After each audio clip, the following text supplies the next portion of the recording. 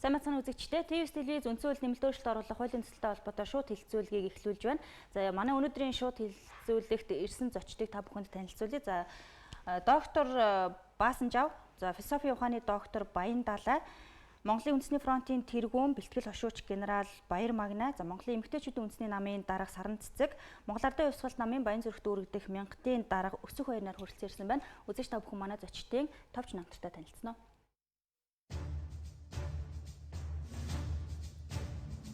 Доктор Пүрвжавын Баасанжав 1940 оны 5 дугаар сарын 15-нд төрсөн. 1959 онд Ерхий боловсролын дунд сургууль, 1964 онд Зөвлөлт холбоот улсын Украины хөдөө аж ахуйн академиг хөдөө аж ахуйн үйлдвэрийн инженер механик мэргэжлээр төгсжээ. 1979 онд Зөвлөлт холбоот улсын Ленинград хотын хөдөө аж ахуйн дээд сургуульд шахмалт хичээл үйлдвэрлэх технологиг судлаж боловсруулах сэдвээр техникийн ухааны докторийн зэрэг хамгаалжээ. 1965-аас 1981 онд хөдөө аж ахуйн яаманд мэргэжилтэн, ахлах мэргэжилтэн хилцээний даргаар ажиллаж байгаад 1981 оноос Монгол Ардын Хувьсгалт намын Төв хорооны нарийн бичгийн даргын туслахаар 1985-аас 1989 онд сайд нарын зөвлөлийн хөдөө аж ахуйг хөгжүүлэх, хүн амын хүнсний хангамжийг сайжруулах асуудал эрхэлсэн байнгын комиссийн орлогч даргаар ажиллажээ.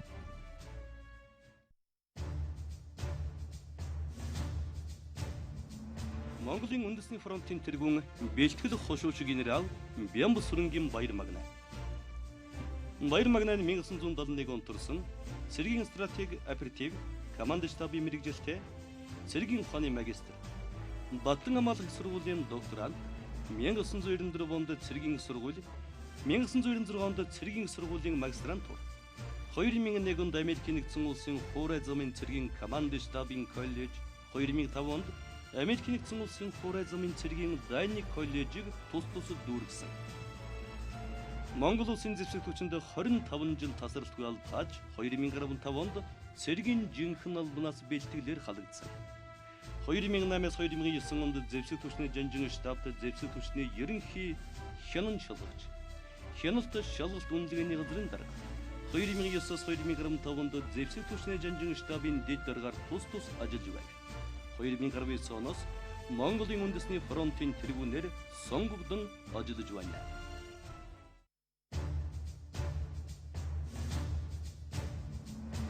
Философийн ухааны доктор Гавьяат багш Дорж Готвын Баян Далай 1949 онд Ховд аймгийн Эрдэнэ бүрэн суманд төрсөн. Бүрэн дунд сургуулийг төгсөөд Цагдаагийн академид элсэн орж 1972 онд хуульч мэргэжлээр төгсжээ. 1980 онд Москва хотын бүх холбоотын гадаад худалдааны академиг, олон улсын худалдааны эдийн засагч мэргэжлэр 1988 онд удирдлагын академиг удирдлагын ухааны магистраар тус төгсөж 1994 онд Монгол Улсын их сургуульд эдийн засгийн ухааны докторийн зэрэг хамгаалсан байна. Монгол Ардын Хувьсгалт намын Төв хорооны нарийн бичгийн даргын туслах, засгийн газрын хэрэг эрхлэх газарт мэргэжилтэн, гадаад худалдааны яаманд тэргүүн дэд дарга, засгийн газрын үйлдвэр аж ахуйн эрхлэх газрын дарга зэрэг албыг хашиж байв. Монголын Захим институтын эрдмийн зөвлөлийн дарга, Монгол Улсын Гавьяат багш, оршихуйн гүн ухаан, аз жаргалын гүн ухаан зэрэг ном зохиол туурвжээ.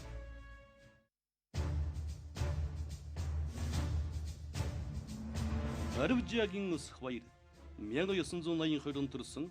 1999 онд нийслэлийн 5 дугаар сургуульд төгссөн. 2015-аас 2017 онд Монгол Улсын сургуулийн хууль зүйн ухааны магистрийн зэрэг хамгаалсан. 2003-аас 2007 онд Тагнуулын ерөнхий газрын дээд сургуулийг эрхцүүч мэргэжлээр дүүргэсэн. Монгол Ардын Хувьсгалт намын баг чуулганы гишүүн, Баян зүрх дүүргийн Монгол Ардын Хувьсгалт намын 51-р мянгатын дарга.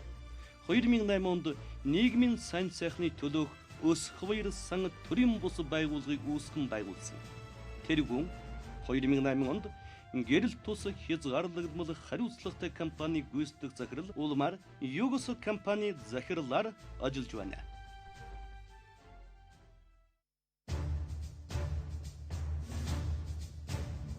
Монголын эмэгтэйчүүдийн үндэсний намын дарга Борисын Саран Цэцэг 1963 онд Улаанбаатар хотод төрсөн. 1981 онд нийслэлийн 72 дугаар сургуулийг төгссөн.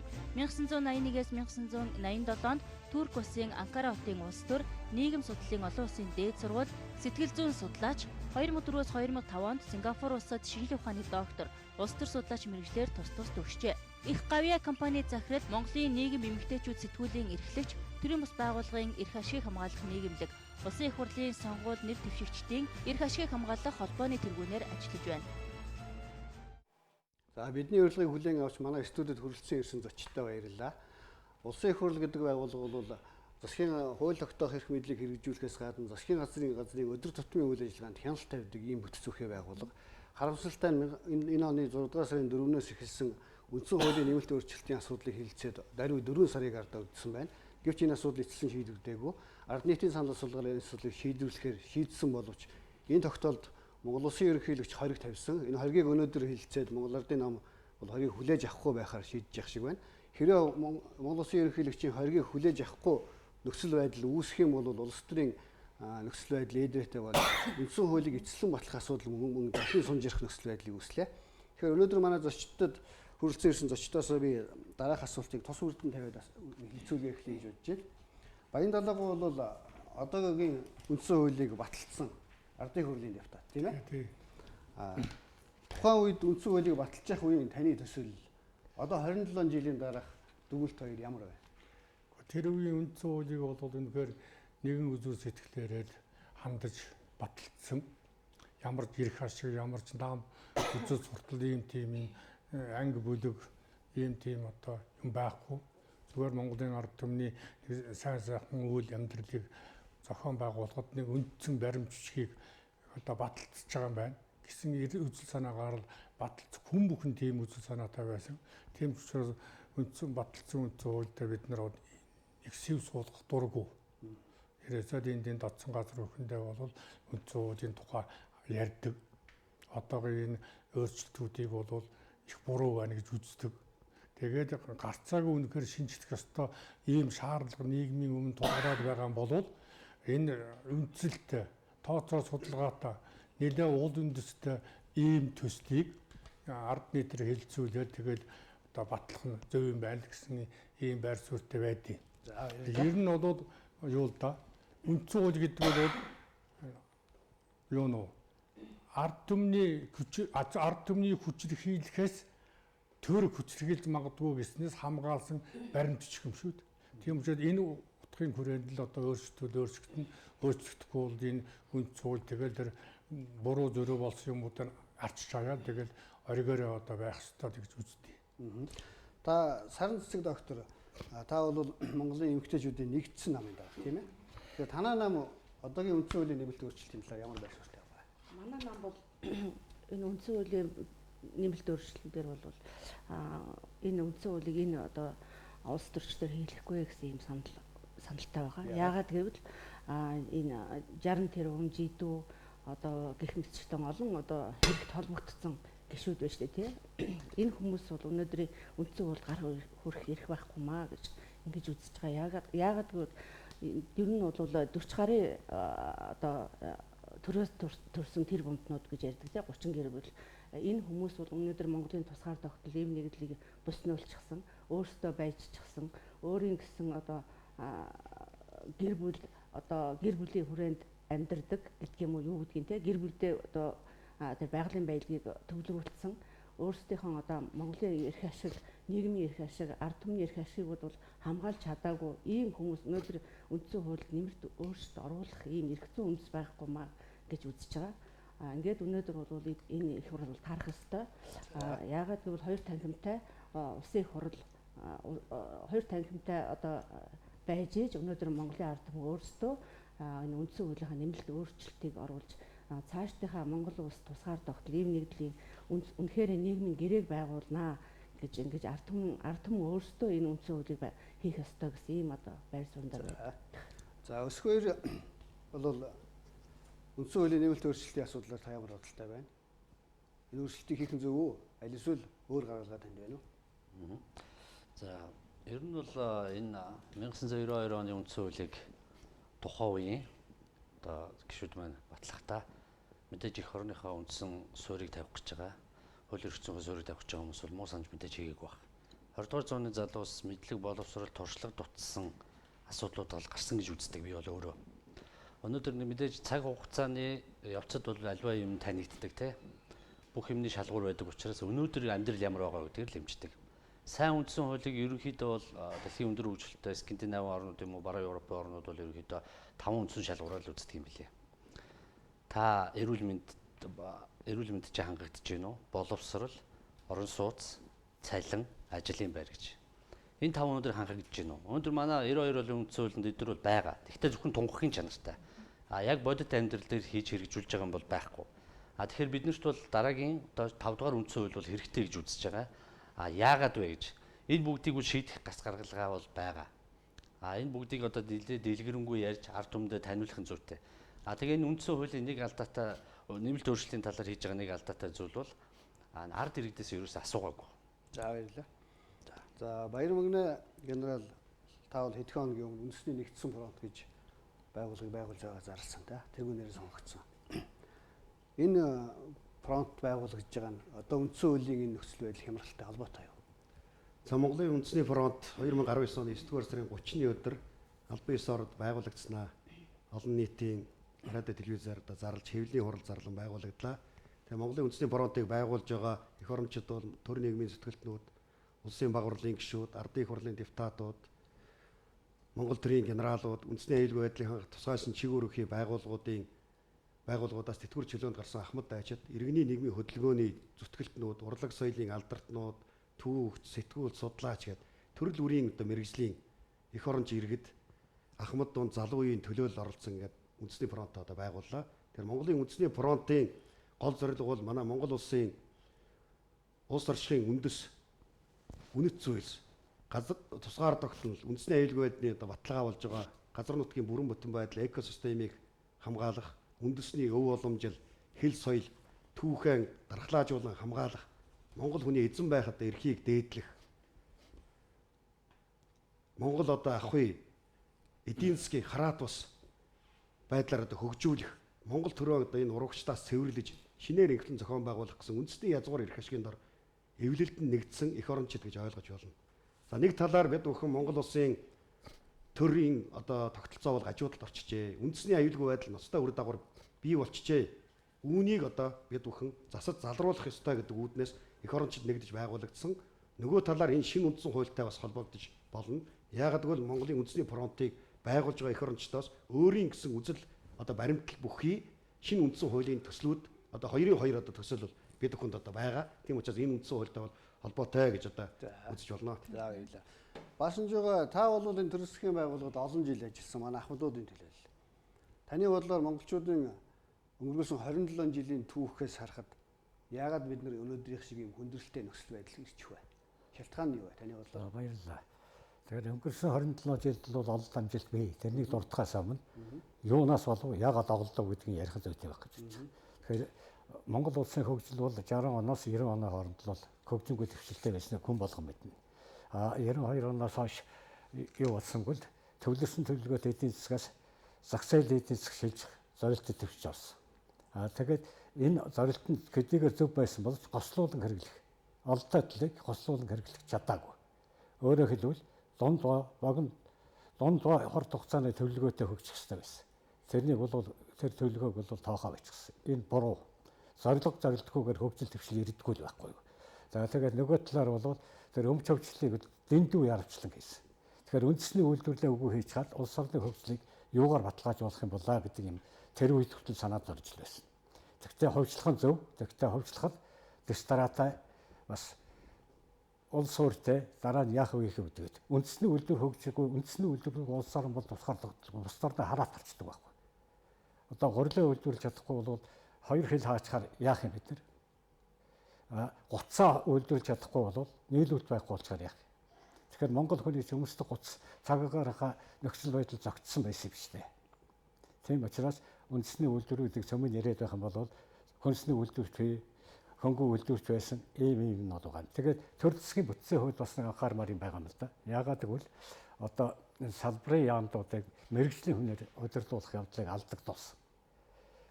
Тэр яагаад гэвэл ерөөс улс орны нэг салбарыг хөгжүүлэхийн тулд ямар мэрэгжлийн хүнийг ямар хугацаагаар гисний тоотоогоор бэлтгэж хаана авчирч ажиллах болох вэ? Яаж дадлгаж болох вэ гэдэг юм чинь зэрэг явагддаг байсан байхгүй. Одоо тийм юм бол яг өгүүлэгдээд байна. Наад зах нь техник мэрэгжлийн сургуулиудаас байна шүү дээ. Одоо гагнуурчин гэхэд байна шүү дээ. Хоёр янзын гагнуурыг хийдэг хэдэн зэрэгэлтэй байсан. Тэр тусдаа цалинтай. Тийм юм нь бол өгүүлэгдээд байдаг юм да. Тэгэхээр ингэж яваа. Тэгэхээр ТV-с телевиз үндсэн хууль нэмэлтөөрөлт оруулах хуулийн төсөлтэй холбоотой 7 хоног бүрийн 2 өдөр шууд хэлэлцүүлэг бол зохион байгуулдаг. За энэ үеэр бол ТV-с Mongolia пэйж хуудасараас лайваар шууд үзэж байгаа иргэдээсээ үндсэн хууль нэмэлтөөрөлт оруулах хуулийн төсөлд ямар санал байгааг бол шууд асууж бас саналыг нь бид бас авдаг байгаа. За яг одоо үзэж та бүхэнд бид өнөөдрийнхөө санал асуулгыг бас танилцуулъя. За Монгол Улсын парламент нэг танхимтай байх уу, хоёр танхимтай байх уу гэсэн асуултыг бид ТV-с Mongolia пэйж хуудасаар үзэж байгаа иргэдээсээ шууд асууж байгаа. За дараагийн санал асуулгыг асууя. За энэ бол засгийн газрыг ард түмнээс сонгогдсон ерөнхийлөгч толгойлох нь зөв үү? За улсын их хурлд олон хусан намын дарга толгойлох уу гэдгийг үзэж та бүхэн бас яг энэ асуултанд бол шууд хариулж саналаа өгч болно. За дараагийн санал асуулт бол ард нийтийн санал асуулгыг үндсэн хууль нэмэлт өөрчлөлт оруулах төслийг бэлтгэхээс өмнө асуух байсан уу? За эсвэл хоёрдугаар хэлцүүлгийн дараа асуух нь зөв үү гэдэг асуултыг асууж байгаа. За энэ бол одоо яг энэ ард нийтийн санал асуулгатай холбоотой ийм санал асуулга. Тэгэхээр үзэж та бүхэн ТV-с Mongolia пэйж хуудасаар шууд үзэж байгаа бол бас үндсэн хууль нэмэлт өөрчлөлт оруулах хуулийн төсөлд өөрийн санаа бодлыг бас шууд тусгах юм боломжтой. Тэгэхээр дараагийн санал асуулт бол улсын их хурлаас хэлэлцсэн 25 зүйл 35 одоо заалт бүхий үндсэн хуулийн нэмэлт өөрчлөлтийн төслийг та хэр сайн мэдэж байгаа вэ гэдэг асуултыг бас үзэгчдээсээ шууд асууж байгаа юм аа. Тэгэхээр дараагийн асуултыг та бүхнээс асууя. За яг одоо бол үндсэн хууль нэмэлт өөрчлөлт оруулах хуулийн төслийн 2 дугаар хэлэлцүүлэг дууссан. За тэгвэл 2 дугаар хэлэлцүүлгийн дараа яг энэ заалтууд бол авч үлдсэн заалтууд үндсэн хуулийн одоо нэмэлт өөрчлөлтийн шинжилэл болж чадах уу? За ирээдүйд Монгол улсын хөгжил цэцэглэлтэнд юу авчрах вэ гэдэг асуултыг та бүхнээс асууж байна. Яагаад тэгэхээр яг энэ өөрчлөлийн дараа Монгол улс хэрхэн өөрчлөгдөх вэ гэдэг асуултыг бас асууж байна. За баярлалаа өсгөлөө. Тэгээд тэгэхээр өнөөдөр энэ чухал сэдв. Одоо энэ чинь сүүлийн үед нэг Монголын ард түмний нэг жинхэнэ одоо сэтгэл санааны зовоосон улс төрч судлаачдын үзэл бодлыг одоо уралдуулсан нэг тийм үе болоод байна л да. Тэгэхээр энд одоо танаа телевизээр ач холбогдол өгөөд ингээд хэлэлцүүлэг явуулж байгаа нь бас сэтгүүл зүйн бодлогын хувьд их зөв зүйтэй их нийгэмд өгөөжтэй ийм зүйлээ гэж би талархалтай хандж байна. Тэгээ энийг зохион байгуулсан та нарт баяр хүргэе. Тэгээ та нарын одоо нөхдүүдэд хамт ажиллаж байгаа хүмүүсийн бас их нөр хөдөлмөрийн үр дүнд энэ телевизэр гэдэг юм эффект одоо контент үйлдвэрлэдэг энд хэцүү ажил. Тэгээ тийм учраас энэ үеийн амжилт хүсье гэж бодож байна. Сарын одоо зүйлд хариулахт бол ийм одоо бол үнэхээр итгэл алдарчээ. Ард түмний итгэл бол бүр алдарсан. Тэгээ итгэл алдарсан хүмүүс тийм үү? Хүмүүст итгэж энэ их том өөрчлөлтийг хийх нь бараг л буруу болов гэж бодож байна. Итгэл тэр хүмүүсийн итгэлийг нэгтэй алдаад тавьчихсан болохоор нь тэр хүмүүс итгэлгүй юм явуултаар. Тийм учраас энэ итгэл олсон ийм хүмүүсийг хүлээж угаад дараа нь өнөхөр өөрчлөлөө гэвэл тэр өөрчлөлтийг хийвэл зүгээр болов гэж бодож байгаа иргэний хувьд. Яагаад тэгж яах вэ гэхээр энэ олон нийтийн хандлагыг ингээ хараад байхад бол олон үзэл санаа явж байна л да. Олон үзэл санааны дотор сайн ч юм байна, муу ч юм байна. Нэг хоёрдугаарт нь дэндүү улс төржүүлээд дэндүү өөрсдийнхөө амбицийг хөөгөл тэгээд яана дэндүү одоо гажуудуулаад ингэж байх юм л да. Энэ чинь л одоо улам итгэлийг холдуулж шít. Тийм учраас бол энэ удаадаа бол хуучин хуулиараа яваад харин хуулийг бол хэрэгжүүлье. Хууль хэрэгжүүлэхгүй байгын ганц жишээ бол саяхан гарсан нэг их хурлын тогтоол шít. Og хэрэгждэг. Хэрэгжилтийн ярих гэхээр одоо энэ тийш булдуулаад тийм журам иймж дүрм гэдэг олон хэлээд ингээд амтны толгой эргүүлчихдэг. Энэ хэрэггүй. Юм батлуул хэрэгжүүлье. Хэрэгжүүлдэг хүмүүст цөөрцсөн байна шүү дээ. Одоо бол энэ хууль хэрэгжүүлдэг тийм хуулийн дор амьдардаг ийм одоо хүмүүс тун цөөрцсөн байна шүү. Тэр ахмадууд харин байж магадгүй. Та бусд нь бол одоо хэрэгжүүлдэг. Тийм л болсон. Саран цэцэг та. Бид нар бол ингэж бодож байгаа эмэгтэйчүүд 90 оноос хойш арчил гэж одоо сайхан зүйл гарсан гэж бодсон. Гэтэл энэ арчил маань биднэрт ганцхан сайхан юм авчирж өгсөн гэж боддتي. Яг паспортыг бид нар бол паспортаараа хаашаач хамаагүй явж тийм ээ гадаад дотоод явдаг энэ одоо арчлыг авчирж өгсөн. Арчил нэртэй анархист нийгмийг бий болгоцсон. 27 жилийн хугацаанд хугацааны хөгжил цэцгэлтийг аваад үзье л да. Гэтэл энэ хөгжил бол үнэхээр өнөөдөр Монголд харагдах юм байхгүй. Байшин барилга автомашин бол тэртээ нийгмийн дэлхийн нийтээрээ хөгжөөд баригдаад явдаг жам ясны асуудал. Жинхэнэ ард түмний одоо амьдрал дээр юу байгаа юм бэ? Юу туссан юм бэ гэдэг. Ингээд үзэхээр юу ч байхгүй. Ард түмэн бол одоо хоёр хүний нэг нь ядуу байна шүү дээ. Жишээлбэл одоо олон улсын саяны юунаас үзэхэд саарл жигсаалтанд Монгол улс орж шүү дээ. Тэгээд хоёр хүний нэг ядуу байна гэдэг бол хамгийн эмгэнэл энэ Монгол үндэстэн байх үгүй юу, цаашаа эх орон минь байна үгүй юу гэдэг ийм одоо их юун дээр тий үзэл бодол дээр ирсэн байхад энэ үндсэн хуулийн өөрчлөлтийг энэ одоо 62-ын бүлэг буюу энэ хоёр нам манан маф хийх нь хамгийн буруу юм аа.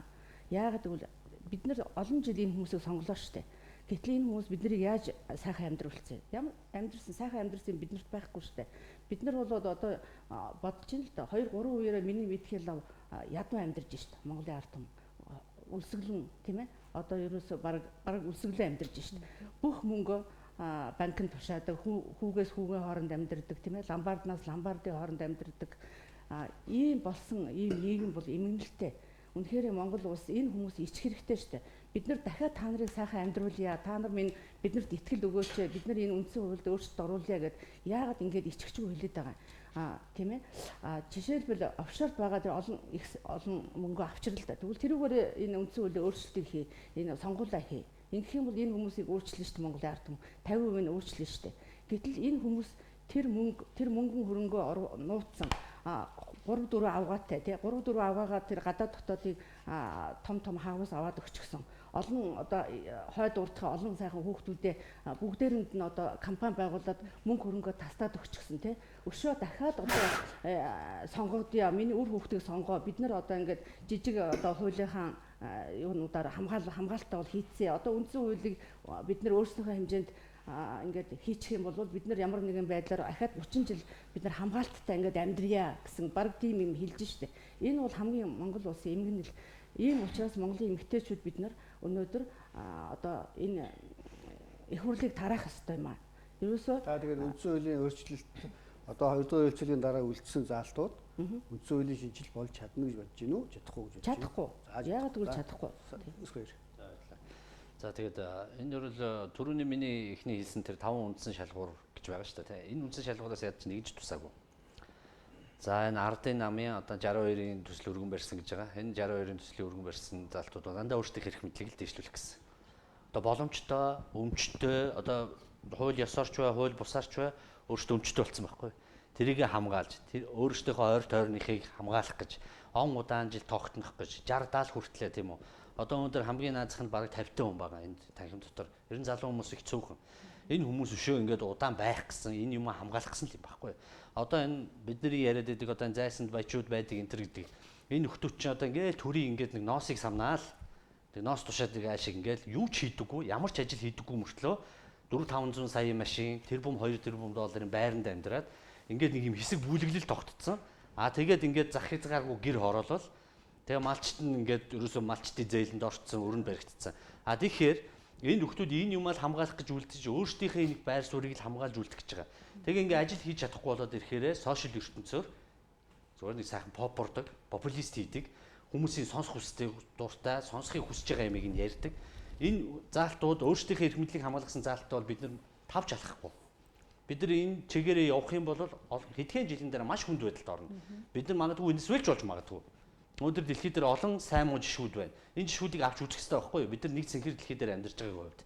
Ийм аргаар, ийм одоо хүч төрөмгийлсэн байдлаар олонхоороо хэлцэхгүй, ингэж олонхоороо дайрч байгаа, намаараа дайрч байгаа хувьд нь биднэрт бол маш их хортой гэдгийг хэлмээр байна. За Монгол улсын үндсэн хууль өнөөгийн одоо улсын их хурл өөрчлөлт оруулах эрх зүйн бодоод ёс зүйн чадамжтай юу гэдгээс л одоо үндсэн хуулийн өөрчлөлт яригдах хэрэгтэй л да. Энэ хүмүүсийн ярьж байгаа гэдэг та бүхэн сонсож байгаа. Нэг талаас ард түмний амьдрал бол туйлдчихсан байна. Ард түмэн бол үнэхээр одоо хэцүү байна. Цалингаас цалинд, зээлээс зээлэнд, өрнөөс өрөнд. Нөгөө талаас энэ Монгол төрийн тогтолцоо, энэ Монгол төрчийн ерөөсөө гажуудалд орчихсон. Улсын их хурл нь өнөөдөр ёс зүйн чадамжгүй гэдгийг олон талаас нь одоо энэ ард иргэд одоо ярьж байна шүү дээ. Зөвхөн жидүү гэдгийг ярив. нэр бүхий одоо улсын их хурлын гишүүд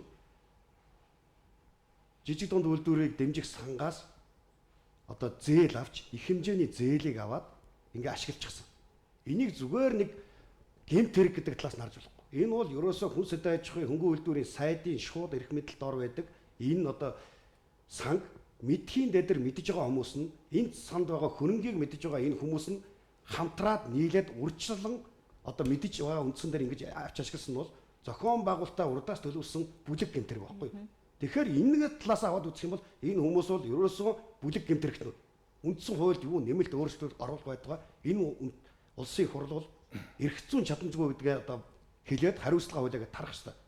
Энэ үндсэн хуулийн өөрчлөлтийн төслийг одоо өнөөдөр батлуулах гээд энэ улаарч байгаагийн цаад Монголын ард түмнээс одоо санал асуух гэдэг. Асууна гэж яриад зүгээр одоо улсын их хурлын гишүүд нь тойрогтой ажиллахдаа санал асуугаад. Гэтэл нөгөө саналаа өгөх гэдэг байгаа ард иргэдийн мэдлэг хэрэг байна вэ? Сая сайтаас та асуулаа шүү дээ. 92% нь одоо ямар ч ойлголт байхгүй мэдлэггүй байна гэж шүү дээ. Энэ ард түмнээс асуусан нэр зүүж батлаад хүчээр батлах гэдэг нь учир нь юу юм бэ? Энийг бодох хэрэгтэй. Гэтэл энэ бол ерөөсө ганцхан төсөл. Цаана юу байгаа юм? Энийг батлахгүй бол хуучнараа гэсэн сонголт. Гэтэл Монголын үндэсний фронтыг одоо бүрдүүлж байгаа одоо энэ бидний одоо энэ улс төрчид төр нийгмийн зүтгэлтнүүд ардын их хурл улсын багрлын гишүүдээс одоо санаачилсан энэ хоёр танхим бүхий парламентын одоо засаглалтай байх шинэ үндсэн хуулийн төслийг гаргаад ирчихсэн. Дараа нь дээрэс нь одоо энэ их баг хуралдаатай байх гэсэн одоо их цааз Монгол улсын их цаазыг гаргаад ирсэн байх шиг. Ийм хоёр хуулийн төслийг гаргаад ирсэн байх шиг. За одоо баасан жива. Дараагийн асуултан дээр ярина. За тэгэхээр энэ манай бидний мөрдөж байгаа үндсэн хууль бол сайхан хууль болсон 92 он. Тэгэхдээ сая мэтэр усаар юм би. Ганцхан жишээл урдгал байна шүү дээ. Хүний эрхийн холбогдлолтой 18 залбай. Өөрөг хариуцлагаар 4 хүн байдаг байхгүй. Тэгэхээр эрхээ эдэлдэг ардчлалыг буруу тусгаж аваад буруу ойлгосон улсууд манай зөндөө байна. Ардчлал гэдэг юм бол хааж юу ч ярьж хэлж болно. Хаагуурч явж болно гэдгийг ойлгосон. Харин ажиллаж амьдрах хэрэгтэй юм шүү. Би иргэн хүний хувьд бусдын эрхчлөлөд өөрийнхөө илүү хүндэх ёстой гэдэг юм дутагдаад байгаа юм аа. Энэ жишээлх юм бол одоо та нар бодоод үзэл тэ. Үеийн далангийн хажууд буутсан айлыг нүгэд яваач газар чөлөөлөл өгөөч гэр. Миний эрхээ гэж хэлээ суугаад. Тэгээд үеэс талцсан хойно намайг авраач гэж ярьдаг. Ингэж болохгүй шүү дээ.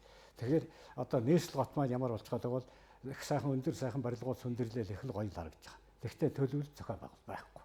Машинтай байдгаа яваад гатчихад байна шүү дээ. Энийг бас яахан учир жанцтай явахгүй болмооргүй байна. Энэ чинь хөгжлөг чөдөрлөд байгаа нэг юм энэ байгаа байхгүй. За үндсэн хуультай холбогдлолтой өөрчлөлтийг хийсэн улсууд бол манай одоо яг хэвээр хууль зүйн талаас бас мэдлэгтэй боловсролтой улсууд бодог хийсэн учраас тэднийг бас миний хувьд бол доромжилмааргүй байна. Тийм эрхч байхгүй надад.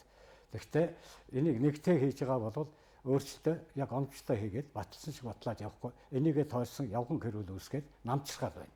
Энэ намчрах гэдэг юм бол би ерөөсөө үзэн яддаг юм. Ягаад гэвэл аль ч намыг гişэн Монголоо иргэн биз дээ. Тийм учраас Монгол орныхоо хөгжил цэцгэлийн төлөө ухаанаа уралдуулж хамтарч ажиллах болохоос чи би гэж танай манаа гэж ярьж болохгүй шүү дээ. Ийм юмдаар л анхаармаар санагдаад байгаа. Баярлалаа. Ер нь бол хамтарч ажилламаар л байгаа юм. Маш олон санал хүргүүлдэг, маш олон сайн сайхан юм явуулдаг. Тэрийг ерөөс хүлээж авдаггүй. Чихнийхээ ингаргийг цолцох юмсан юм шүү.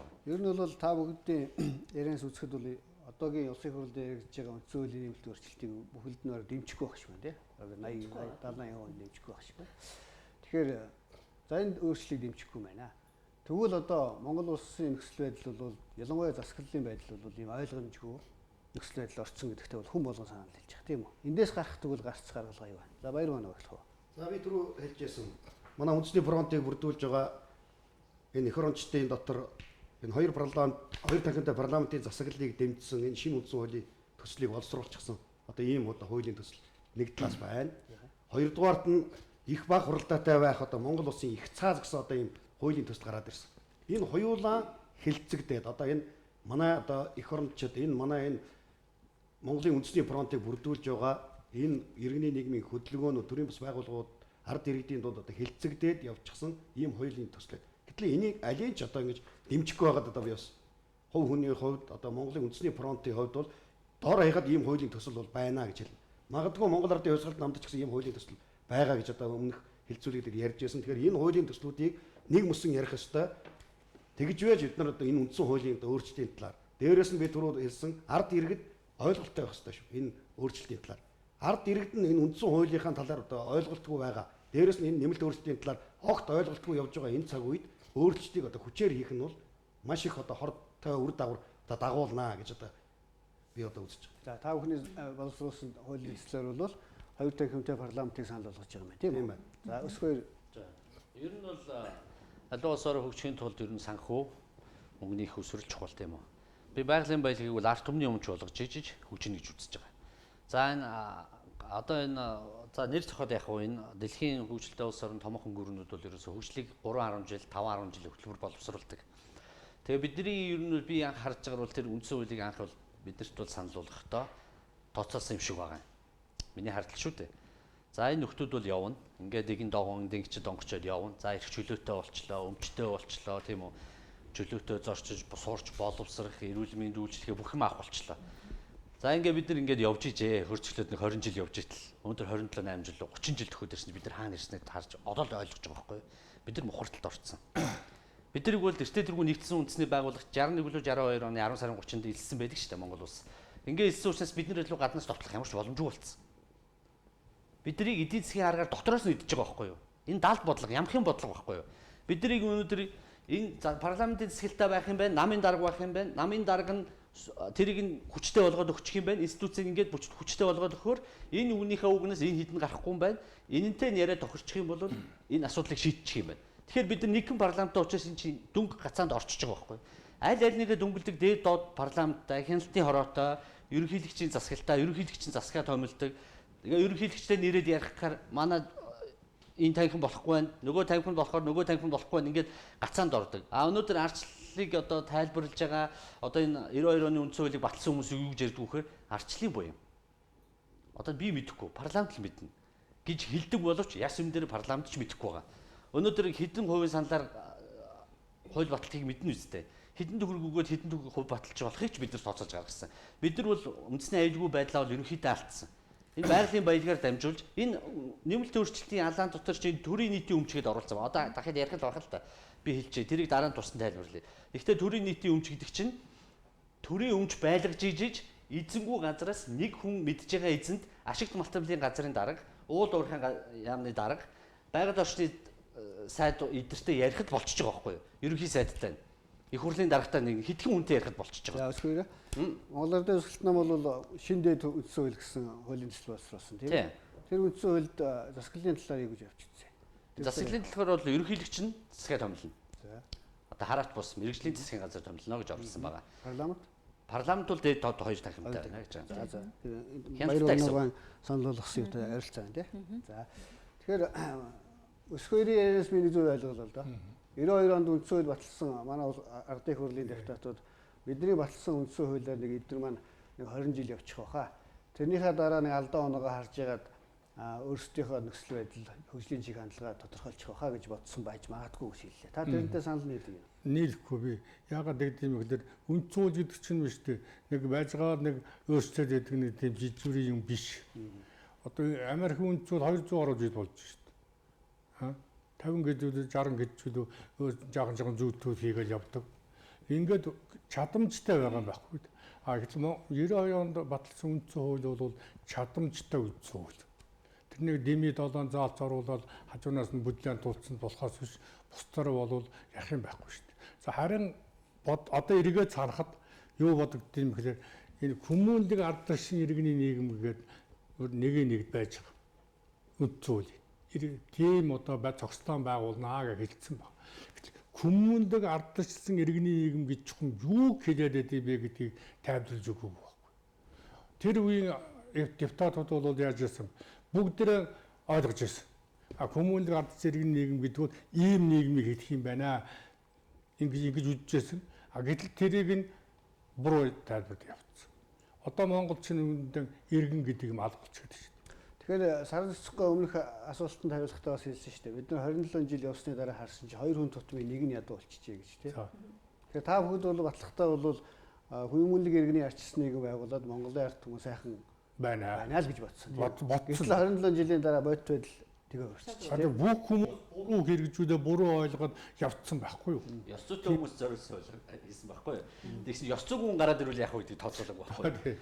Яг үнэн. Сайн хүн гарч ирээд, зоригтой хүн гарч ирээд, аль шигний шантаачнд орохгүй маш зоригтой, маш сайхан сэтгэлтэй эх оронч хүн гарч ирээд юм хийх юм байх гэд бодчихгүй юу? Айгуу сайхнаар төсөөлсөн мэт тэр үеийн залуучууд.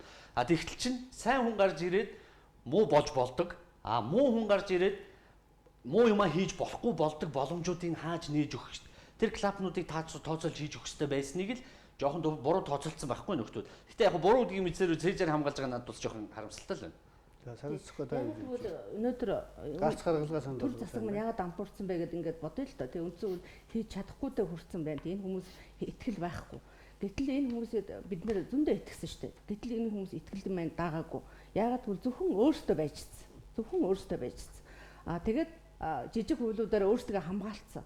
Одоо тэр 92 оны тэр үндсэн хууль бол үнэхээр хүмүүнлэг сайхан одоо үндсэн хууль байсан гэж ярьж байгаа мөртлөө өнөөдрийн цаг үе нийгэмдэр аваад үзэхээр дэлхийн нийтийн хөгжилтөөр аваад үзэхээр энэ одоо үндсэн хууль бол үнэхээр бас засвар хийх ёстой юм байна гэдэг нь нийгмийн захиалгаар гараад ирсэн. Үндсэн хууль бол өөрчлөлт хийх нь туйлын зөвөө.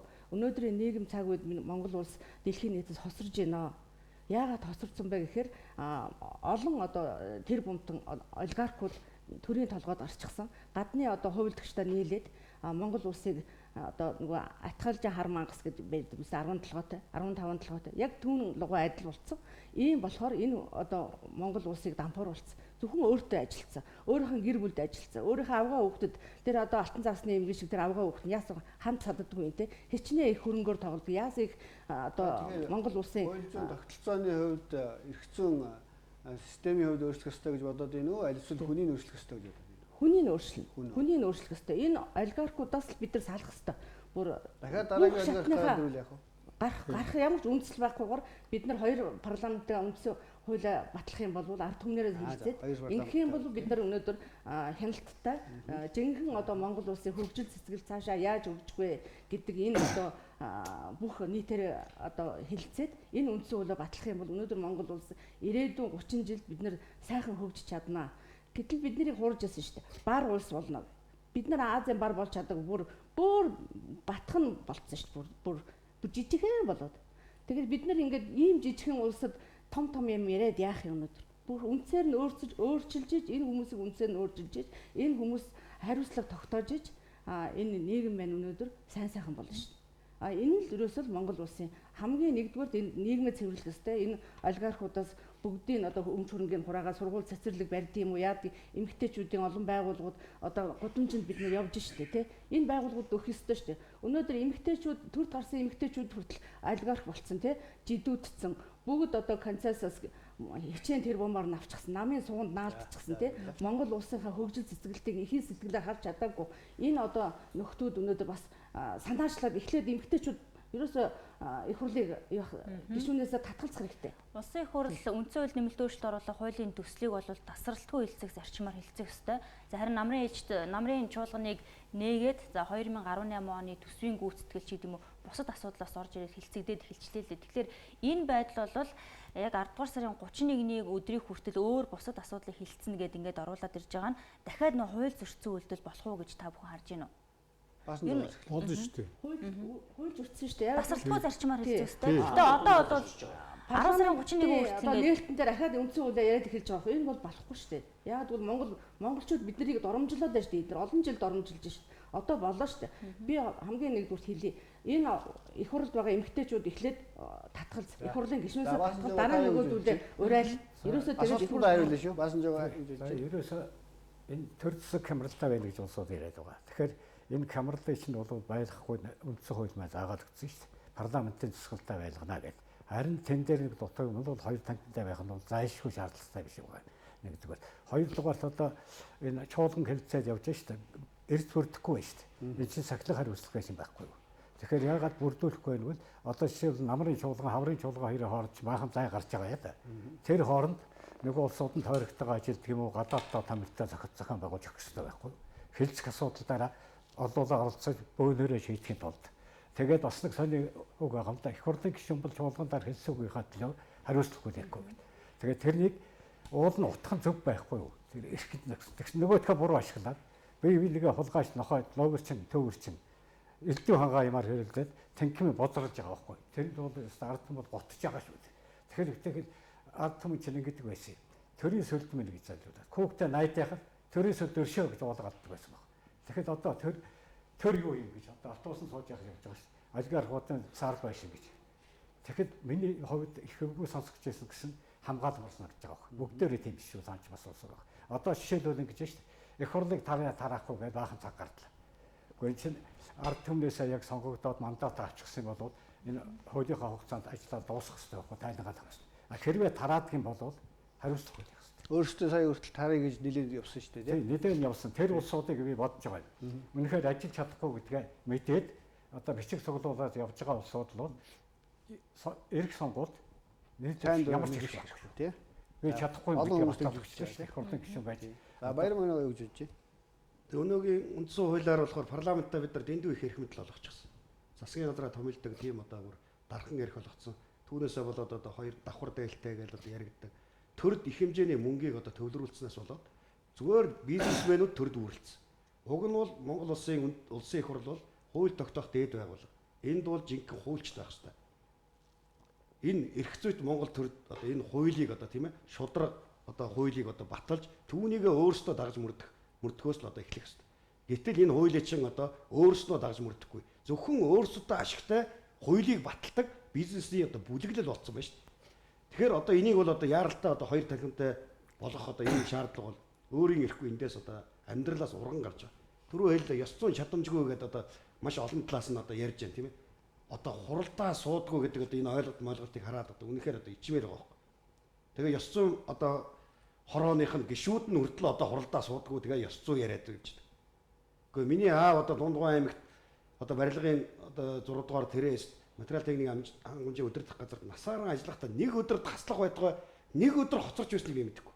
Миний ээж энэ техник төсөл зааны барилгын 6 дугаар тэрээс насаараа тэр ажиллахдаа нэг өдөр ажил тасалж байсангүй. Би Монгол улсын зөвлөлтөгч нь нэг өдөр ажил таслах байтугай үргэлж илүү цагаар ажиллаж байсан. Өглөө одоо үүрээр гараад үдшийн бүрийгээр ирдэг. Ингэж л ажиллаж Монгол төрийн төлөө зүтгэсэн. Миний ажиллаа өгсөн шалтгаан ерөөсөө тэр шүү дээ. Энэ ерөөсөө болохгүй. Би 60 хүртэл ажиллая гэж бодож байсан. Гэтэл одоо ерөөс энэ Монгол төрчин ерөөсөө бүр дампуурч чаддаг шүү дээ. Энэ бид нараар тоглоод байна гэдгийг чи одоо Монголын ард түмэн бол ойлгоод байна. Одоо эдгээр улсын их хурлыг тараах гэдэг байгаа тэр яриа чи ерөөсөө магадгүй ээлжид бас сонгуул зарлаад одоо тараачих юм бол бид нар илүү ирээтэнгтэй дээрээ дахиж гарах гэсэн тийм л оролдого болгоос биш өөрснөө хариуцлага хүлээгээд тараах гэдэг оролдого биш байхгүй. Тэгээ бид нар одоо Монголын үндэсний фронтоос Монгол улсын ерөнхийлөгчд хандаад шаардлага хүргүүлж байгаа. Уулзгаар 9 сарын 14-ний өдөр Монгол улсын ерөнхийлөгч хүсэл тавьсан. Одоо сар шихуу хүлээж байна. Монгол улсын ерөнхийлөгчд одоо гаргаж байгаа энэ хүсэлтэн дотрыг 4-р нь заасан байгаа ингээд. Монголын үндэсний фронтоос боловсруулсан шинэ үндсэн хуулийг батлах хэрэгтэй. Ардын төр хурлыг байгуулах заалт бүхий үндсэн хуулийн нэмэлтийн тухай хуулийн төслийг улсын их хурлаар батлуулж өгөөч. Хэрвээ энийг одоо баталж өгөхгүй бол улсын их хурлыг тарааж улмаар төрийн эрх барих төлөөлөгчдийн байгууллага ардын их хурл хууль тогтоох эрх мэдэлтэй улсын баг хурлыг байгуулах зорилгоор ард түмний хуралдааг зарлан хуралд бол зарилга гаргаж өгнө гэсэн ийм одоо хуулийн одоо шаардлагыг хүртэл одоо хөргүүлэх дээр одоо тулаад байна шүү. Өсгөө юу гэж бодож байна? Өөрөлдөн бол бидний асуултууд тодорхой байгаа шүү дээ. Үндсэн хуулийг тасралтгүй хэлцэх хэрэгтэй. Тэр тасалчлаа. Энэ одоо хууль нийс чинь үү гэсэн асуулт. За энэ бол журмын тухай хууль, дэгийн тухай хуулийн дээр зөрчиж байгаа л да. Тэгээ яг би эндээс зүгээр нэг л залт уншиж өгье л да. Бас нэг одоо цаастай баримттай ярихгүй л. За энэ нэгийн хоёрт байна л да. Энэ хуулиас гадуур Монгол улсын үндсэн хуульд нэмэлт өөрчлөлтийг оруулахыг заавдах хуульдан оруулах аливаа үйлдэлийг Монгол улсын үндсэн хуульд байгууллагад халдсан хэрэг гэж үзнэ л гэж. Ер нь бол журмын тухай хууль, дэгийн тухай хуулиар барьж явах хэрэгтэй. Энийг бол алхам тутамдаа зөрчиж байгаа. Тэгээд энэ нөхдүүд ер нь яагаад энэ нөхөр нэг юм одоо тэр ээлжид сонгуулийн тэр гэж яриад байна шүү дээ. Ингээд нэг юм ард түмэн рүүгээ нэг юм тохур гэсэн үг айс байхгүй. Тэр чинь ер нь бол нэг юм даапаалсан маягтай чулуу шидэж үзээд байна. Одоо сонгуул явуулчвал яах вэ? Хойдон сонгуул явуулчвал яах вэ? Одоо сонгуул явуулсан хүн бол хойдон ч явуулсан хүн. Монгол ардын нам бол. Би энийг бол нөгөө ёстой харж байгаа мэдж байгаа юм шиг хэлье. Энийг яаж яах вэ гэхээр одоо явуулна. За одоо өнөөдөр одоо бензин нэг баррел нь $100 болох гэж байна. Нүүрс одоо Монгол улс нэг 800 мянгаас сая тоног хэрэглэж байна. Одоо сайжруулсан түлшин нэг 150 мянган тонны нөөцтэй. 150 дуусвал яах юм? 100-жингаа үйлдвэрлэлчээ 150 хийсэн бол одоо үлдсэн 6-700 мянган хийж чадах уу? Мөн үү? Тэгээд одоо энэ үнийн өсөлт дийлэхгүй. Одоо энэ мах байгаад махны чейнжүүд мах болтгоо болсон. Хятадууд нафтаг болсон. Хүн мэдээж илүү үн төлж байгаа хурдан шуурхай авч байгаад нь л өгнө. Энэ мэтэр байдлууд хэцүүж хүндэрсэн учраас нөхдүүд сонгуулаа одоо ингэж хойшлуулахаа болж байгаа шүү. Аль нь дээр вэ гэдээ өөрөөсөө мухардтал орсон байхгүй. Яахаа мэдхээ болцсон. Ингээд явуулчвал яах вэ? Ингээд явуулчвал яах вэ? Өөрөөсөө нөгөө ертөнцөөс тасараад удацсан байхгүй. Эдгээр чи ордны хоригдлууд ч шүү дээ. Одоо ингээд 20-30 жил хоригдсон. Ингээд өглөө ороод орой гарч ирдэг. Тэгэл ард түмнийхээ төлөө гэж яриад идэг мөртлөө ард түмнийхээ төлөө хийж байгаа юм байхгүй. Тэрээс үр дүнгээр биеийн хилэмжээр нөхцөл байдлаар л дүгнэн шүү дээ. Тэрээс юу гэж гоё яриад хэрэггүй. Чихэр тараах нь үтгээл мөнгө тараагаад хэрэггүй байхгүй юу? Цаагаараа энийг хэлж байгааг ойлгосон биз дээ тий? Ер нь бол төрийг муухай харагдуулж байгаа хүмүүс үл энэ үнэхээр энэ 75 гишүүн байгаа тий. Нэг нь бол бүр үнэхээр аимшигын одоо хүчингийн эргээр бол явцсан байгаа тий. Тэрнийхээ оронд бол тодорхой хэмжээ хүн томлж чадаагүй өнөөдөр чадамдгүй болсон тий. Чадамдгүй болсон байгаа. Гэтэл өнөөдөр энэ үндсэн хуулийн нэмэлт өөрчлөлтийг явуулах нөхцөл болцоо нь үнэхээр байхгүй шүү дээ. Ягаад гэвэл үнэхээр байхгүй гэдгийг хүн болго хэлээд байна шүү дээ. Тий. Тэгэхээр энэ юу одоо юу вэ? 6-гийн 2-т байдаг дөө өмч тий байгалийн баялаг ард түмний мэдэл байх хэрэгтэй гэдэг. Тэгээ гэтэл энэ хүмүүс өөрсдөө баяжаад аваад баяжчихсан. Тий. Тэгээд гих мэтчлэн олон одоо зүйл залтад зөрчсөн ийм одоо их хурл бол тарах хэрэгтэй. Баярлалаа. Та бол үндсэн хуулийг батлах гэж 75 хоног өдөр шингөө оролцсон. 76 хоног оролцсон тийм үү? Тэр бол яг тасралтгүй явах зарчмыг яг барьсан тийм. Одоо энэ үндсэн хуулийн нэмэлт өөрчлөлтөн дээр одоо ингээд сая бол аюулт хэллээ шүү дээ. Бүх хуулиуд орж Ашиг заашаа болоод гуйлээд байдаг. За тэгэхээр эн чинь юу юм аа? Тэгвэл ингээд шинжил ухааны талаас нь харж байгаа юм л да би. Яг л энэ 70-аад оны 80-аад оны хүүхдүүд Монголын төр барьж байна л да одоо. 90-аад оны цугал байна. Тэгэхээр энэ хүүхдүүд бол төр барьж чадахгүй байна. Яагаад тэгэхээр угаасаа буруу бүтээгдсэн. Би олон газар хэлдэг. Угаасаа шуналтай, угаасаа цадаагүй, төрхөөсөө цад сурсан хүүхд байгаа энэ дотор нэг ч байхгүй. Дандаа соос көхөд өссөн хүүхд байхгүй. Соос көхөд өссөн хүүхд хизээж авилгач юм байна, хизээж сэтгэл нь ханахгүй. Сэтгэл нь хизээж цадахгүй. Тийм учраас цаддаг хүнээ хүлээнэ. Цаддаг хүнээ хүлээхийн тулд тэр сэтгэл нь цаддсан хүмүүсийн баталсан хуудийг бака одоо мөрдөж. Тэгээд гараад ирэхдээ цаг хугацааны иргэшээлэр хүмүүс одоо нэг 2010-аас хойш төрсэн хүүхдүүд одоо 20 жил байна. 20-30 жилийн дотор хүлээж аваад тэгээд яа тэр үндсэн хуулинд жинхэнэ гой үндсэн хууль батлахгүй да. Ийм бодогдтыг. Тэгэхээр энэ бол нарийн асуудал, маш нарийн асуудал. Тийм учраас одоо энэ хүмүүс бол сэтгэл нь задаагүй. Тийм учраас бол өсгөлн улсууд өсгөлн байна гэдэг бол толгойн өсгөлн байна гэсэн үг. Толгой өсгөлн байх юм бол дандаа буруу шийдвэр гаргадаг. Хоол өгсөн хүнийхэн төлөө нохоо уцна гэдэг Монголын нэг сайхан үг байт. Тийм учраас одоо би тэнд нэмж байгаа. Нохоо ис уцна. Нэмэгдэж байгаа байна. Тэгэхээр энэ юмыг цаг хугацаанд хүлээнтэй. Гадаадаар удирдуулж ийн гэж бид нэр үзэж байгаа шүү дээ. Энэ төрийг бол гадаадын одоо олигархуудаас удирдуулсан тэдний барьцаанд орчихсон ийм төр засаг байгаа учраас өнөөдөр энэ үндсэн хуулийг өөрчлөлтөн дээр цаг авч тийм ээ цаг авч одоо бид нарыг цаг хугацаа авч ингэж одоо ажиллаж байна гэж үзэж байгаа. Ягаад гэвэл тэр эротентойгоор удирдуулж байна л гэж бид нар үзэж байна. 5 толгой гэж ярьж яснаа гинтхэн үндсэн хууль руу ороод явчихсан. Гэтэл өнөөдөр тэр үндсэн хууль руу орж явсан мөртлөө энэ бол байгаль одоо юу гэдэг юм байгалийн байлгийн ард түмэнд өгөө гэх тийм тэгсэн мөртлөө бас төрийн нийтийн өмч байх ёстой ч гэх нэг сонин юм гаргаж ирээ тийм ийм байж болохгүй. Ийм учраас энэ үндсэн хуулийн өөрчлөлт нэмэлтийг энэ хүмүүс хийхгүй л гэсэн юм дахин. Ерөнхийдөө бол үндсэн хуулийн нэмэлт өөрчлөлт бол чухал биш. Өөр бус асуудлуудыг халахчлахын тулд энэ өөрчлөлтүүдийг хийх хэрэгтэй. Тэсгээр юу гэж бодож байна? Би энэтэй бол яг санал хэлбэр хэлэх гээд амцхтаад байлаа. Оюутлогын асуудлыг хилцэх байсан тийм үү? Өшөө олон асуудлуудыг хилцэх байсан. Энийг нэг юм хугацаа хожоод байна. Эдгээр нэг бүр нэг юм аргатай болчих. Өнөөдөр бодцоод маргааш хэрэгжүүлдэг биш. Айл хэдэн сар жилийн өмнө бодцоод нэг шатар нүүж байгаа юм шиг яг ийм ямхаар ингэж урагшилдаг болсон юм байна. Одоо эдгээр оюутлын асуудлыг хилцэхгүй байна. Яагаад хилцэхгүй байна? Яагаад чимээгүй болоод байна? Яагаад гинт үндсэн хуулийн асуудал ороод ирв? Үнэхээр л үндсэн хуулийг өөрчлөх байсан юм бол үнэхээр тэр 92 оны үндсэн хуулиар олгогдсон эрхийнхээ дагуу хууль санаачлах хэрэгтэй гэж үзээд явсан юм бол яагаад эрт яваагүй юм? Яагаад анх байгууллагад эмхлэн байгуулагдаад тэр мэрэгжлийн засгийн газар энэ төр гэж зарлж байхдаа ард түмэндээ танилцуулах хуудас явуулаад одоо 92 оны үндсэн хуулийг чинь тэгж явуулж ирсэн мэт. Бүх ард нийтэд мэдээлэл өгч жагаад асуугаад тэгээд эмхтгэхэд хуулийн хэлбэр одоо жинхэнэ мэрэгжлийн хэлбэрт нь оруулаад тэгээд батлах хэрэгтэй байхгүй. Тэгтэл энийг аврахгүй нэгдэг чинь энэ цаанаа нэг ноото бас хардах хэрэгтэй хэдэлж болно үстэй. Нэг хүнийг одоо ер нь ийм л юм билээ. За энэ дам яриа шүү. За чи чимээгүй л байж. Мэдээг юм шиг л байж. Чамд хэдийг өгье. Хэд л чимээг болдго юм бэлээ. Эдгээр ерөөсөө хүн нөгөө архинд ордог, тамхинд ордог тийм үү? Ямар зүрийн нэг муу юмд ордог шүү. Мөнгөнд орчдөг юм. Тэгч өрөвдмөр. Тэгээ хүн чинь тамхи татахгүй удахаараа тамхи татмаар санагдаад архи уухгүй удахаараа архиа уумар санагддаг шиг мөнгө олохгүй удахаараа бас ингэж тавхархаад идэг. Мөнгөнд орцсон. За Баярмагна генерал юу гэж бодож байна? Монголын үндсийн фронтоос юу гэж үзэж байгаа гэхээр шинэ үндсэн хуулийг бол батлах хэрэгтэй. Ард түмний зөвшөөрлийн үндсэн дээр батлах замаар төрийн тогтолцоог эсэнчлээ. Энэ үлэмж хэмжээний авиалагчид, офшорчид энэ одоо Монгол төрөөс урагчдаас одоо энэ төрөө цэвэрлж авъя. Гэсэн одоо ийм л одоо гадны хүчин зүйл нөлөөлж байгаа гэдэгтээ та санал нийлж байна. Гадны хүчин зүйл нөлөөлж байгаа гэдэгтээ бол санал нэгдэж байгаа. Яагаад гэвэл энэ Монгол төрийн энэ хар хайрцагны бодол, Монгол төрийн залгамж халаа энэ Монгол төрөөс явуулж байгаа энэ бодлого нь зөрчилдөж байна. Ерөөсөө Монгол одоо жишээ нь ингэж байгаа. Одоо Монгол улсын үндэсний аюулгүй байдлын зөвлөлийн 3 хүн одоо өнөөдөр Монгол улсын ерөнхийлөгч их хурлын дараа засгийн газрын ерөнхий сайд энэ 3 нэгдсэн бодлогогүй явж штэ. Үндсэн хууль дээрээс нэгдсэн бодлого алга, төрийн ямар ч бодлого дээр нэгдсэн бодлого алга. Үргэлж хоорондоо юм зөрчилдөж байна.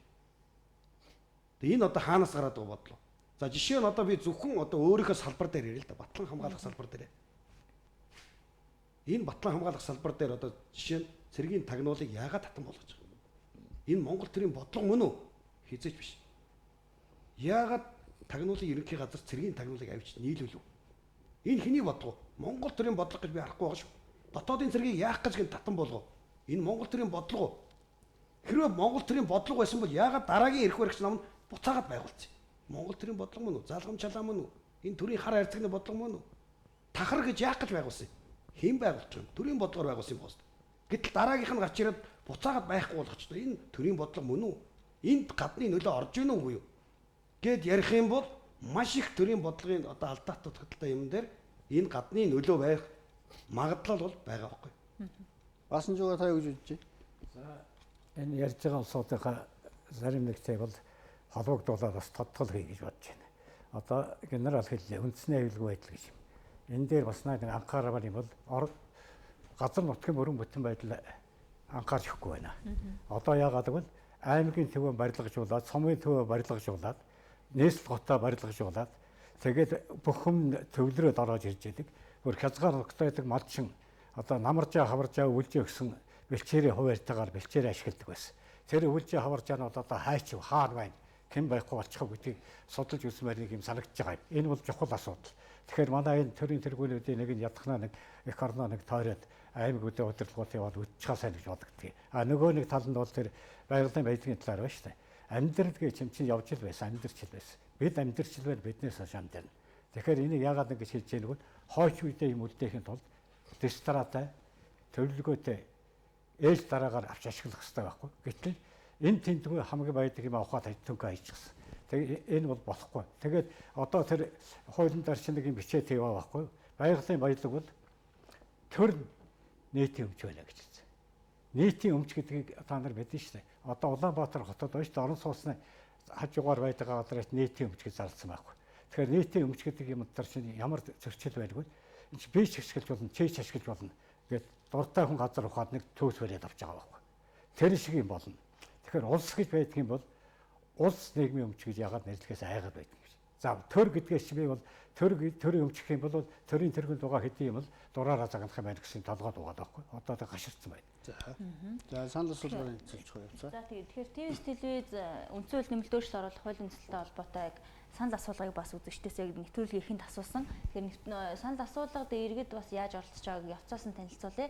За түрүүн бас бидэд ярьсан Монгол Улсын парламент 1 танхимтай байх уу, 2 танхимтай байх уу гэсэн асуултанд оролцсон нийт иргэдийн 69% нь бол парламент 2 танхимтай байх ёстой гэсэн Энэ хариултыг нь бол сонгосон байна. За дараагийн санал асуулгыг харуулъя. За энэ бол засгийн газрыг ард түмнээ сонгогдсон ерөнхийлөгч толгойлох уу, улсын их хурлд олон болсон намын дараа толгойлох уу гэж асуусан. За нийт оролцсон иргэдийн 70% нь ард түмнээ сонгогдсон ерөнхийлөгч засгийн газрыг толгойлох нь зөв гэж хариулсан байна. За харин 30% нь бол улсын их хурлд олонхын намын дарга байх нь зөв гэсэн ийм хариултыг бол сонгосон байна. За дараагийн санал асуулгыг харуулъя. За энэ бол ард нийтийн санал асуулгыг үндсэн хууль нэмэлт өөрчлөлт оруулах төслийг бэлтгэхээс өмнө асуух байсан уу? Хоёрдугаар хэлэлцүүлгийн дараа асуух байсан уу гэж асууж байгаа. За энэ асуултанд одоо хариулсан нийт иргэдийн 90% нь бол нэмэлт өөрчлөлтийн төслийг бэлтгэхээс өмнө санал асуулгыг асуух нь зөв байсан гэж хариулсан байна. За яг энэ асуудалтай холбоотой бас оролцогчдоос асууя. Та бүхэн яг юу гэж харж байна? Ард нийтийн санал асуулгыг хуулийн төслийг бэлтгэхээс өмнө асуух байсан уу? За эсвэл хуулийн төслийг бэлдээд хоёрдугаар хэлэлцүүлгийг дуусгаад одоо асуух нь зөв үү? Та бүхэн энэ асуудлыг юу гэж харж байгаа вэ? Ер нь бэлтгэхээс өмнө асуух нь зөв байсан гэж бодож байна. Монгол улсын ирээдүйн хөгжил тийм ээ тусгаар тогтнол, ив нэгдэл за тэгээд Монгол улс яаж хөгжих, ямар одоо хэлбэрт хаана ямар улстай одоо зэрэгцээ орж хөгжих юм бэ гэдэг энэ одоо бодлого шийдвэрээ гаргаагүйгээс болоод өнөөдөр ийм байдал орчод байна Монгол улс. Үүнийгээ одоо энэ хүмүүс зүгээр одоо үндсэн хуулийн нэг нэмэлт өөрчлөлтөөр одоо дурддаж өөрсдийнхөө үйл ажиллагааг одоо санхүүжүүлэх үйл ажиллагаанд цаашаа одоо Монгол улсаар ахин тоглох ийм үйл ажиллагааг явуулж байгаад харамсаж байна. За баярлалаа. Ард түмнээс асуу сурах хэрэгтэй шүү дээ. Тэгээд нэг хулгай хийж байгаа юм шиг нуураар нэг юм хийчдэг. Ядуурхын 6 шалтгаан гэж байдгийг. Тэн дотор худлаг гэдэг хулгай хийх, шөн дэмий тэнэх, шоуд тэгээд залхуур гэдэг 6 хэлтий байхгүй. Энэ 6 бүгдийн болцруудыг хийчих. Тийм учраас ард түмнээс өмнө асуу сур. Асууж байжээ сая учир зөвөр олдсон шүү дээ. Тэгээд дараа нь мэрэгжлийн хүмүүс нь тэндэл тэр уудын хилдэгтэнд оруулаад том биолонд. Тэгээгүй алдаа гаргацсан. Тэгээд би бүгдийн бие бидэнд ингээ сожорч хаваад байдаг. Тэгж болохгүй. Эхлээд нас энэ хүн ахта дээл захтаа гэдэг. Тийм учраас ахан дүүгээс асуу сураа. Асуу сурч байж л учир зүг олдсон шүү. За өсгөр. Би энийг түрүүн харилцаа учраас бас нэг өөр юм дээр бас нэг хэлье гэж бодож байна л да. Төрийн нийтийн өмч гэдэг дээр ер нь тэгээд иргэний хуулинд бол ер нь өмчийг хоёр хэлбэртэл байдаг. Төрийн өмч, нийтийн хувийн өмч, нийтийн өмч гэж. Нийтийн өмч дотор төрийн өмч нь байдаг байхгүй юу? Тэгээд нөгөө олон улсын байгууллага, төрийн бус байгууллага гэдэр гэж байдаг те дөрвөн төрөл байдаг. Тэгээд энэ яадаг вэхээр би нэг хүнтэй бас энэ талаар ярилцсан юм л да. Тэгээд хүмүүс ерөнхийдөө их ойлголт их батаар байдаг юм билээ. Төрийн өмч гэдэг бол өнөөдөр бид нэр харсан тийм үү? Одоо ингээ 27-нд 8 жил явхад өнөөдөр ямар вэ? Төрийн өмч гэдэг. Төрийн өмч гэдэг төрөний хэлдгээр хинд тэнд дарга байгаа тэр хүн гарын үсгээ зураад ард түмний өмчийг өчөж байгаа байхгүй. Төрийн өмчийн нэрийн дор. Нийтийн өмч гэдэг бол одоо Сүхбаатарын талбай дээр ингээд одоо энэ жишээг би их олзорхдаг юм л да. Сүхбаатарын талбай байлаа гэхэд өсөглөнж болж идэг, шоу ууж болж идэг, согтун тавцрааж унж идэг, хүүхч тоглож идэг. Тэр бол нийтийн өмч. Төрийн нийтийн өмч байя гэдэг чинь хинч хамаагүй авч болно л гэсэн үг байхгүй. Тэгээд тэрийг авцсан хүмүүсээс бид нар дараад нь яаж болж авах юм? Дайн тулаанаар болж авах юм уу? Маш хүнд байдалд орно. Тэгэхээр ард түмний дундын өмч байх юм бол за тий мэдчихэж за бидний асуулт бол одоо саяны тавьсан. Үндсэн хуулийг бол 2 дугаар хэлэлцүүлгийн дараа асуух нь зөв юм уу? Төсөл бос боловсруулахаас өмнө асуух нь зөв юм уу гэж манай үзэгчид сая хариуллаа шүү дээ тий. Энэтэй үзэгчийн саналтай нийлж гинүү л гэж асууад байгаа шүү дээ. Найруулагчаа тэр юг өгчих үү? Саяны бидний асуултыг дэлгэцэн дээр байж иг. Үргэлжлүүлээд дараагийн асуулт тавигдах учраас байж иг. Тэгэхээр наадах чинь байна шүү дээ. Ард түмнээс асуух нь зүйтэй байсан байхгүй. Тэгэхдээ түрүү цагаа олоогүй байхгүй. Ягаад гэвэл анх одоо үндсэн хуулинд ийм өөрчлөлт орох гэж байна гэдэг одоо хийцсэн хойно биш. Тэдгээр залтанд ийм оруулах гэж шүүгээд ард түмнээс санал асуулга яваад тэр нь зүйтэй энэ зүйтэй тэндээ ийм оруулаад өгөөч ингээд өгөөч гэд хүмүүсийн санал гарч ирсэн бол тэн дээр үндэслээд хуульчид эрхлэх улсууд юм боловсруулсан болов ингэж маргаа өсөхгүй байсан. Одоо бол эдгээр нөгөө энэ ард түмнээс асуусан болж ингэж дүр зураг үзүүлж агаад өөртөө энэ одоо Монгол улсыг дампууруулсан энэ нөхцөл байдлаа ард түмэн рүү чих гэж шít. Та нараас асууцсан. Та нар үнэхээр зөвшөөрсөн биз дээ. Тэгэл бид нар баталсан шít гэсэн. Тэгээд өөртөө тойрсон тэр шоугаа дахин хийгч, дахин одоо төрж гарч ирэх энэ болцоо нөхцлүүдэд бүрдүүлж яана л гэж үзэж байгаа. Ийм учраас нийт иргэдээс бол ер нь асуугаагүй. Бүр огт асуугаагүй бол бас биш. Бас тэгж хамаагүй гүжирдэж болохгүй. Бид нар өнөөдөр ингээ сайн сайхан юм ингээд ярьдаг шүү дээ. Гүжирсэн ч гээгүй. Гэхдээ нөгөө нөхдөө чи ингэж байгаа байхгүй юу? Явж асуух та нөгөө төрийн албан агчтай цуглуулалд оруулаад ирж байгаа юм. Ийм багш харин сууж байгаа хүмүүс хэсэг бүлэг загинж оруулж ирж байгаад шүү дээ. Өөртөө дэмжиж гин үү? Дэмжиж гин автоматар. Тэрнээс биш яг өнөөдөр айлын хаалга тогшоод яг должин юмээ дээр батаа дээр түрвээ дээр долмаа дээр очиж таны байхгүй юу? амьдрал болж гин үү? Бид нар энэ үндсэн хуулийг өөрчлөх болох нь уу болохгүй юу тэ гэдэг юмыг хүнд ч хэлээгүй шүү дээ. Зөвхөн өөрсдөө хэмжээнд өөрсдөө нөгөө мөнгө тарааж өгч тэр хүрээндээ энэ үйл ажиллагаа хийчихэд өнөөдөр бид нар үндсэн хуулийг өөрчлөх ёстой. Ард түмэн та нараас асууцсан. Одоо та нар бол тэгье гэдэг ингээд гараа өгцөө. Энэ учраас бид нар тэгэхээр өнөөдөр ямар нэгэн хариулт асуулт юу хүлээхгүй тий гэсэн ийм өнөөдөр Монгол Ардын намын олонхын бүлэг улсын хурлдах олонхын бүлгийн дарга тогтгосурн мэдээлэл хийсэн. Тэрэнд юу гэж хэлсэн хэрэг зэрэг ард нийтийн санал асуулга явуулахыг манай ард түмний 10 хүний нэг нь буюу 90% дэмжиж байгаа гэж хэлсэн байхгүй. Гэтэл өнөөдөр манай асуулт болохоор зэрэг ард нийтийн санал асуулгыг төсөл эхлэхээс бэлтгэхээс өмнө асуух байсан уу?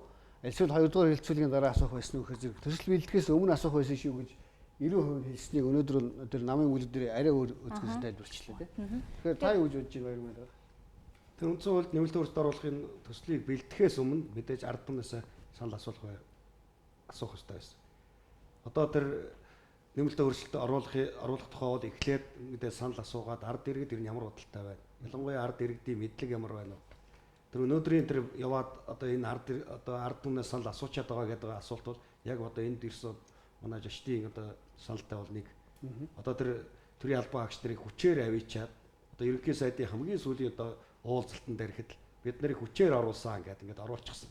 Ингээд суулгацсан. Бараг орж ирэхгүй бол ажлын одоо тийм цалингаас ч хасна гэж одоо оруулчихсан хэдэн автоматар санал өгөөд ингээд яваад байдаг. Тэгэхээр ард түмний одоо санал асуулга хуулийн чухал. Дээрээс нь ард иргэдийн төлөөллийн байгууллагуудын саналч гэсэн одоо чухал байсныг одоо энэ анхаарахгүйгээр явуулж байгаа нь бол хуулийн гом одоо хандаж байна гэж ойлгож болно. Дээрээс нь одоо бид бас нэг жишээ амаар байна л да. Одоо сонгуул болох гэж байгаатай холбоотойгоор сонгуулийн тухай хуулийн цоошин төсөл гэж ард түмнийг төөрөгдөлд оруулж. Тэгэл нэг хүн 76 хүнийг дугуйлах маягтай одоо тийм одоо сонгуулийн одоо шинэ төсөл оруулж ирчгээд тэр бол зүгээр л одоо төөрөгдүүлэх гэж байгаа байхгүй. Төөрөгдүүлж одоо тэр хооронд бид нар дотооддоо ярьж мандата хэд болохгүй гэдгийг л ярих хэн одоо сонгуул дэвшгээ ярьж байдаг одоо тийм юм хийхийн тулд ард иргэдийг 76 хүнд одоо дугуйлах байдлаар одоо 500 одоо нэг хүнээс 76 хүнд дугуйлж шүү та нар гэдэг тийм төөрөгдөл үүсгэж одоо нэг л тойрог Монгол бас тэр чигээрээ нэг тойрог байх юм гэсэн одоо тийм хуулийн төсөл санаачлан оруулж ирж байгаа. Энэ бол маш их бүдүүлэг одоо зүйл гэж таарж байгаа. Ард нийтийн санал асуулга хэрвээ явагдах юм бол үндсэн хуулийн нэмэлт өөрчлөлт бол ямар нэгэн улсын хурлаар дамжуулгүйгээр шууд батлагдана. Хүчин төгөлдөр бол тийм үү. Дээрэс нь энэ ард нийтийн санал асуулгаар дэмжигдсэн хуулийн төсөл бол үндсэн хуулийн цэц хүртэл маган үсэх эрхгүйгээр тийм байдлаар батлагдж байгаа тийм үү. Энэ бол Монгол Ардын намын ямар одоо зорилго энэ ард байна. Энэ нэг ард нийтийн санал асуулгаар батлуулах зүтгэж байгаа. Ягаад өөрөөсөө 3 дугаар хэлцүүлгийг хийж батлахгүйгээр ард түмнлөө хөтлөж байна. Ерөөсөө энэ хугацаанд дампууруулсан, нийгмийг дампууруулсан, ард түмнийг дампууруулсан ийм нөхцөлийг өөрсдөөсөө холдуулах ийм л арга барилыг одоо хийж гин гэж үзэж байгаа шүү дээ. Энэ бол үнэхээр одоо бидний монголчууд биднийг бол одоо басамжин тохуурхсан.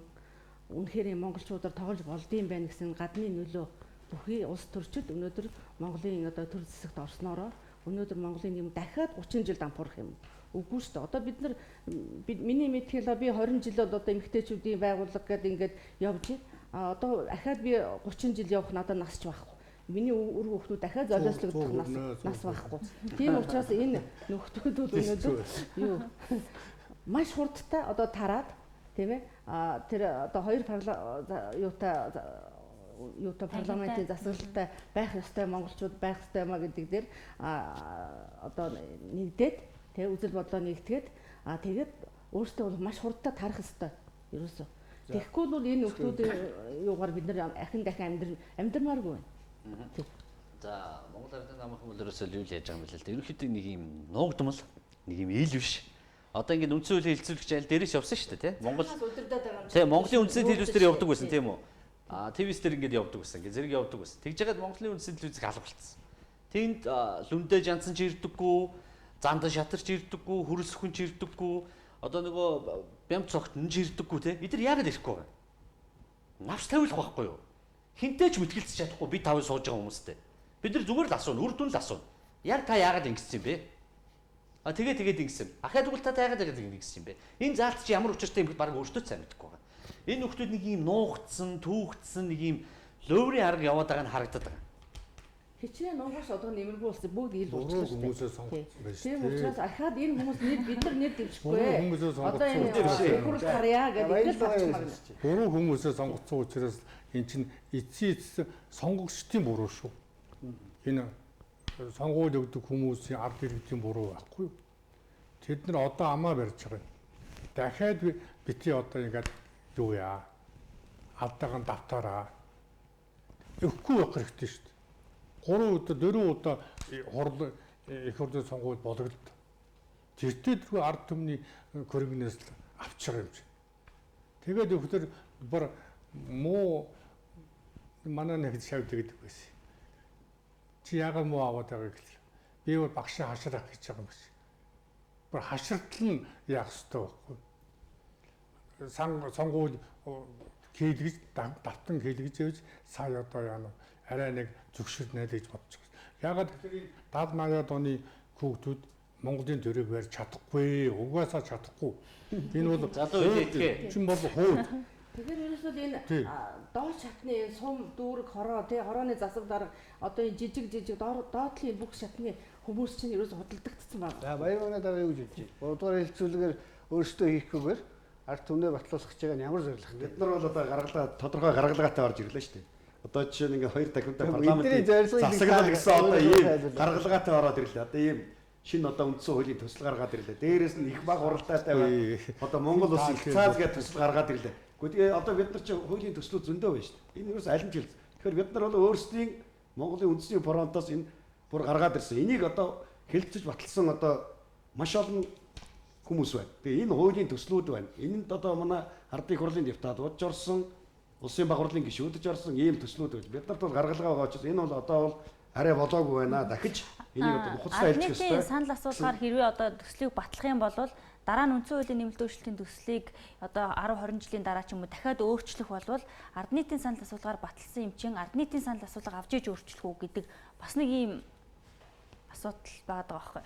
Энэ дээр тав ард нийтийн санал авчаад өөрчлөлт шүү дээ. Одоо энэ заалт тулган дээр тэгж өөрчлөгдөх үү? Үндсгүй хэлбэл ард түмний орчин амьдралын баталгаа гэрээ. Тийм учраас ард түмнээс асуудаг өдрөө юу хинээс асуух юм? Гадны хүнээс асуух юм уу? Ард түмнээс асууд заавалчгүй асуу. Ямар ч үедээ асуу. Энэ нөхдүүд ахаад нөгөө лөврөө ингэх гээд байгаа шүү дээ. Тийм учраас ард түмэн санал өгч болохгүй. Үнэхээр эсрэг багсаж Тэгэхээр яг шинэ үндсэн хууль хэрэгтэй болно. Тий. Бүгдээрээ талбайдаар гарч ахсах хэрэгтэй. Энэ хулгайчуудад лөврчтөө салах хэрэгтэй байхгүй юу? Тэгжээж өнөөдөр бид нар тэр бүх одоо сум орон нутаг юу байдгийг тэр бүх юмны хуугаар нь цэвэрлжиж бид нар өнөөдөр шинэ үндсэн хууль одоо энэ генерал яриад байгаа энэ үндсэн хуулийн нэмэлт өөрчлөлтөөс авахыг аваад өхийн нөгөө те ингээд санал асуулгын одоо жинхэнэ нөгөө ирээдүйн хөгжлийнхаа төлөө Монгол улс өөрсдийнхээ одоо сайн сайхны төлөө бүгдээрээ хамтраад ингээд ажиллах ийм нөхцөл болцоог санал асуулгыг явуулах улсын хурлын тогтоолд Монгол улсын ерөнхийлөгч хориг тавьсан тийм үү? Хоригийг маргааш улсын хурлын нэгдсэн хурлаар хэлцэх ёстой. Ер нь энэ хоригийн талаар та ямар бодолтой? Хориг тавих нь зөв буруу юу? Улсын хурл хүлээж авах нь зөв буруу юу? Бас зөв. Хориг тавих нь бол хуулиар эрхэн олгогдсон ерөнхийлөгчийн үүрэг. Тэрнийг батлах уугүй юу гэдгийг хэлцдэг зарчмаар л шийдэх ёстой. Тэрнээс одоо тэр зөв учраас баталцгаа сайн эсвэл ийм нь буруу учраас татгалзгаа сайн гэдэг юмыг бол би хэлж чадахгүй шүү дээ.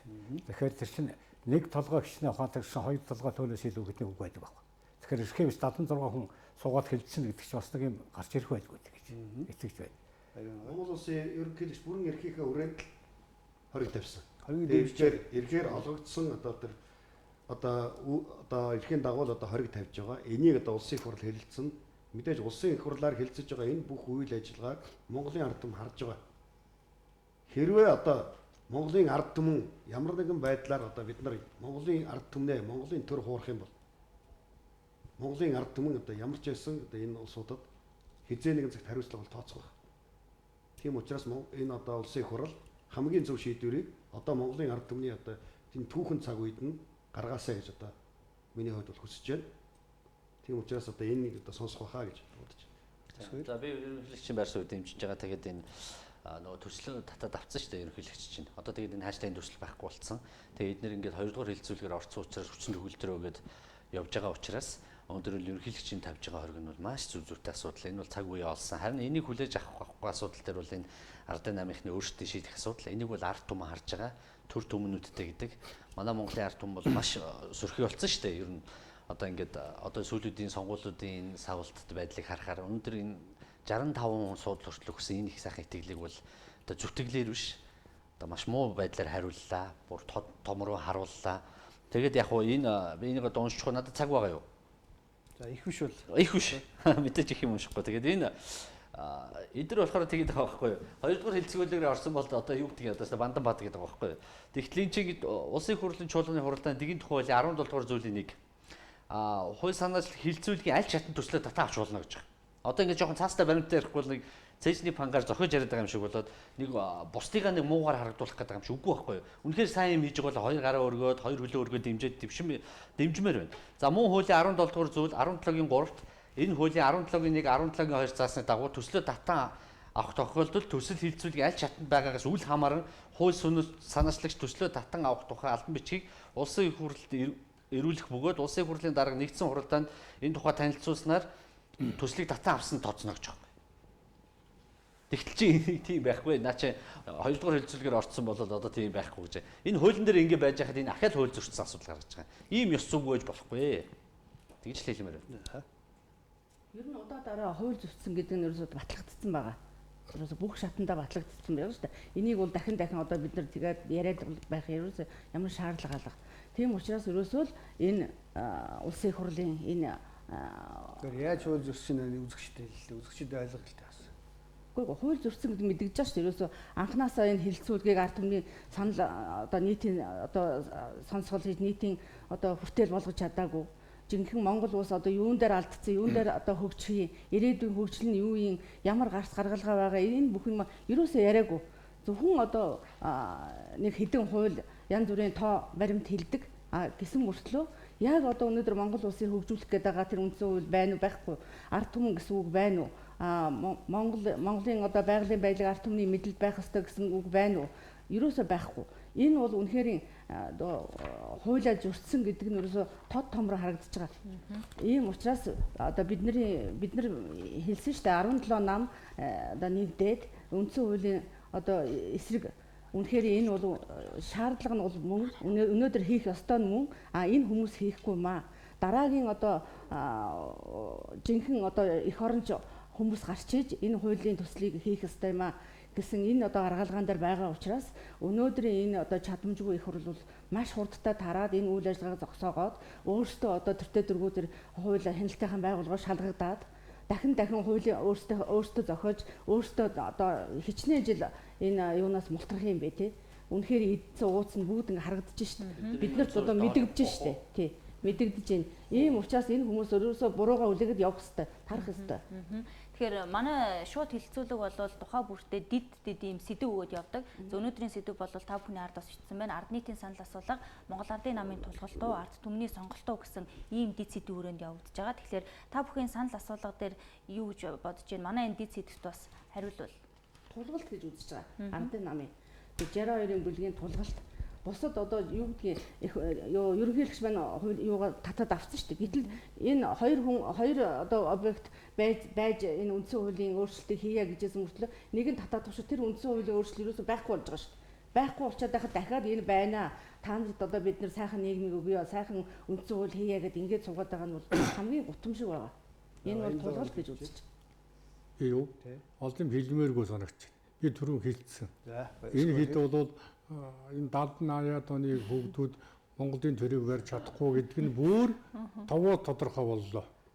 Тийм учраас бол бүгдээрээ хүлээн зөвшөөрөөд өөрсдөө яана тарчихгүй юу. Ирээдүйн хойш үедээ бид нар сайхан нийгмийг үлдээхийн төлөө тэр 70-80-аад оны одоо хүмүүсийн амьдралыг сайхан болгоё гэж бид нар бодоод байна шүү дээ тийм. Бид нар 60 70 80 одоо 2000 оны тэр одоо ирээдүйн хүүхдүүд бид нар өнөөдөр өртөө босч шүү дээ. Өртөө төрж шүү дээ 20 эдийн сая төгрөгийн нэг хүн өглөө болсон. 80 оных ч их зөвхөн байгаа хоо. 60 70 оных нь их байгаа. 50 оных нь ч юм уу. Тийм учраас өнөөдөр бид нар ийм эмгэнэлтэй амьдрмааргүй байна. Өсгөө юу гэж байна? Ард нийтийн санал асуулга. Цаг дуусч байгаа юм би. Монгол ардын намын тулгалт уу, ард түмний сонголт уу гэж. Тулгалтын тулгалт. За яагаад? Ерөөсөө анхнаасаа л хилцүүлээд ард түмнэрээ яг ном журмаараа танилцуулаад яг өнөөдөр үндсэн хуулийн нэмэлт өөрчлөлт яаж явах ёстой юм? Яг тэр төвшөнд ард түмнээ хүндлээд, төрөө хүндлээд, өөрсдийгөө хүндлээд, нэр төрөө хамгаалаад, хадгалаад, бусдыгаа хүндлээд, хүндэтгээд харилцан тэгш хэрэгтэй явсан бол энэ бол зөвшөлтсөл. Энэ бол санал болголт. Тэрнээс биш одоо ингэж юу хийж байгааг нь мэдэхгүй явж ирсэн аа гинт танилцуулж энэ төр илэг бүзүүлээд байгаа юм уу? Ингэж үндсэн хуулийг өөрчилдөг юм аа. Тэгээ байрны датманууд байрны хундаамд нураах гэдэг байгаа байхгүй юу? Тэр байрны дотор амьдарч байгаа хүмүүс чинь бүгд нурна шүү дээ. Тийм учраас тэр хундаамаар тэгж хамаагүй оруулж хийж болохгүй. Гэхдээ эрх зүйн чадамжгүй улсын их хурлын энэ эрх барьж байгаа энэ намын бүрэн тулгалт гэдэг дээр л санал нэг байна. Тэгээ одоо энэ чинь энэ эрх барьж байгаа нам чинь маш олон асуудалд холбогдчихсан. Тэгээ нэг дахиад нэг жишээ. Ерөөсөө одоо жишээ гаргасаар байтал одоо 1000 жишээ гаргахаар болсон байна шүү дээ. Тэгэхээр одоо энэ чинь нөгөө 64 хэрэг гэдэг чинь хүн хэлц хугацаа нь одоо 7 хоногт байгаа гэсэн шүү. 7 хоногийн дараа энэ 64 хэрэг ингээ Монгол даяар хэрэгсэхгүй болох юм.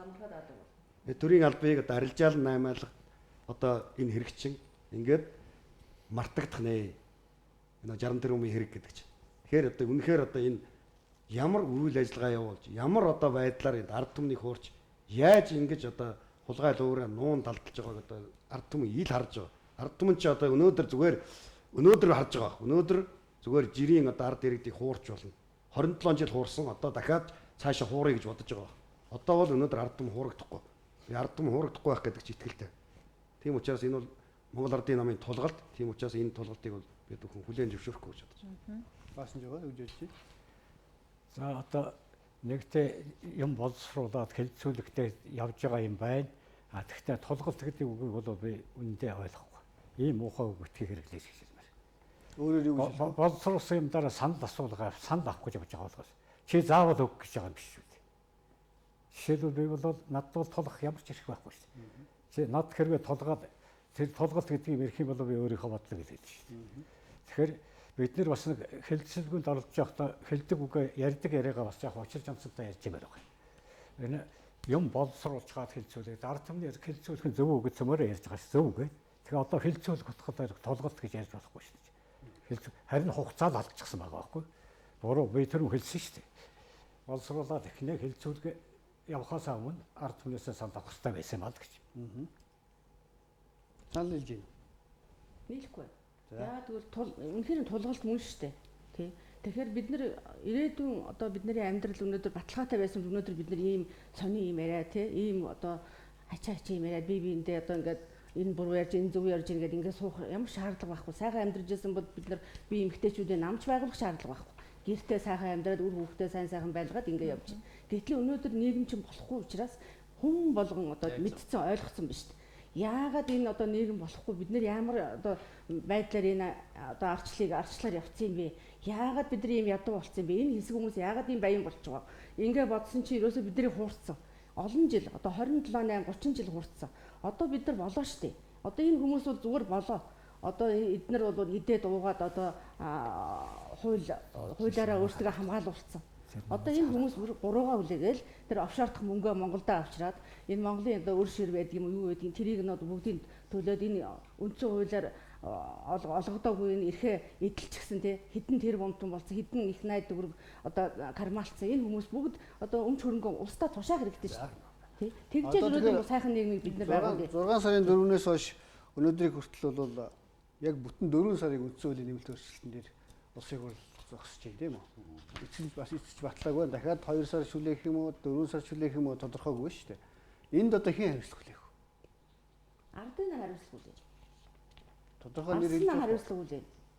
Энэ хоёр хоёулаа ээлжид төрийг бариад ийм замаар гэж одоо маш том өргөөрөд ирж шүү дээ. Ардын нам арчилсан гэж хэн хариуцлах вэ?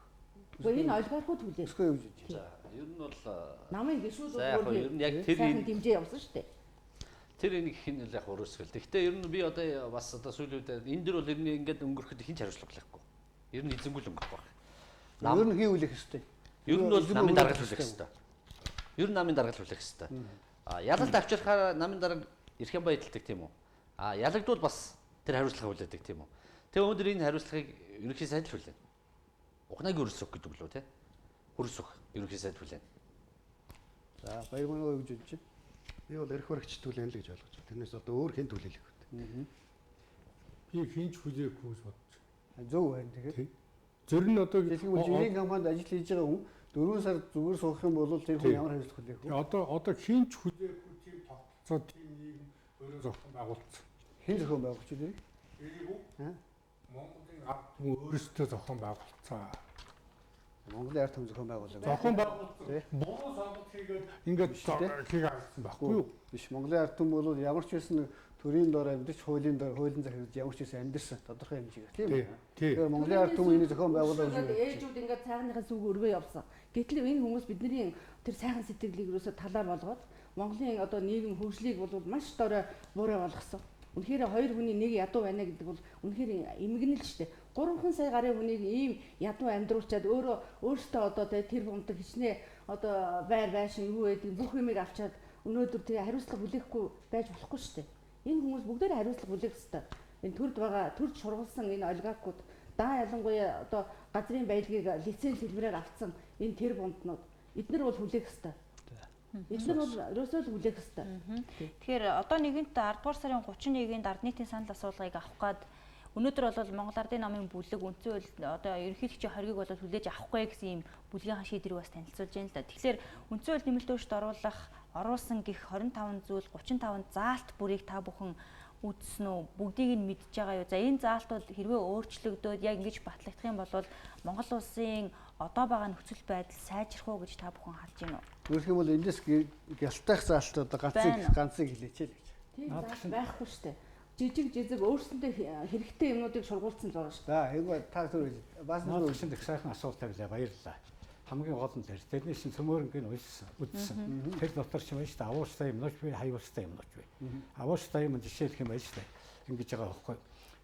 Одоо ерөнхий сайд засаглалын тухай их зөв ярьснаа сүүлдээ бас буцсан байгаа юм. Юу гэвэл давхар дээлтэй гэдэг юм. Би хөөхт байгаасаа монголчуудыг байна шүү дээ. Хоргон дээлэн дээр үзүүлхэн дээлний мөрч юмсан мэдэхгүй. Энэ өгөө хүртэл хаях хэрэгтэй байхгүй. Албан тушаал, эрх албан тушаалыг хавсран ажиллаж болохгүй гэдэг юм яагаад хэлж чадахгүй байсан.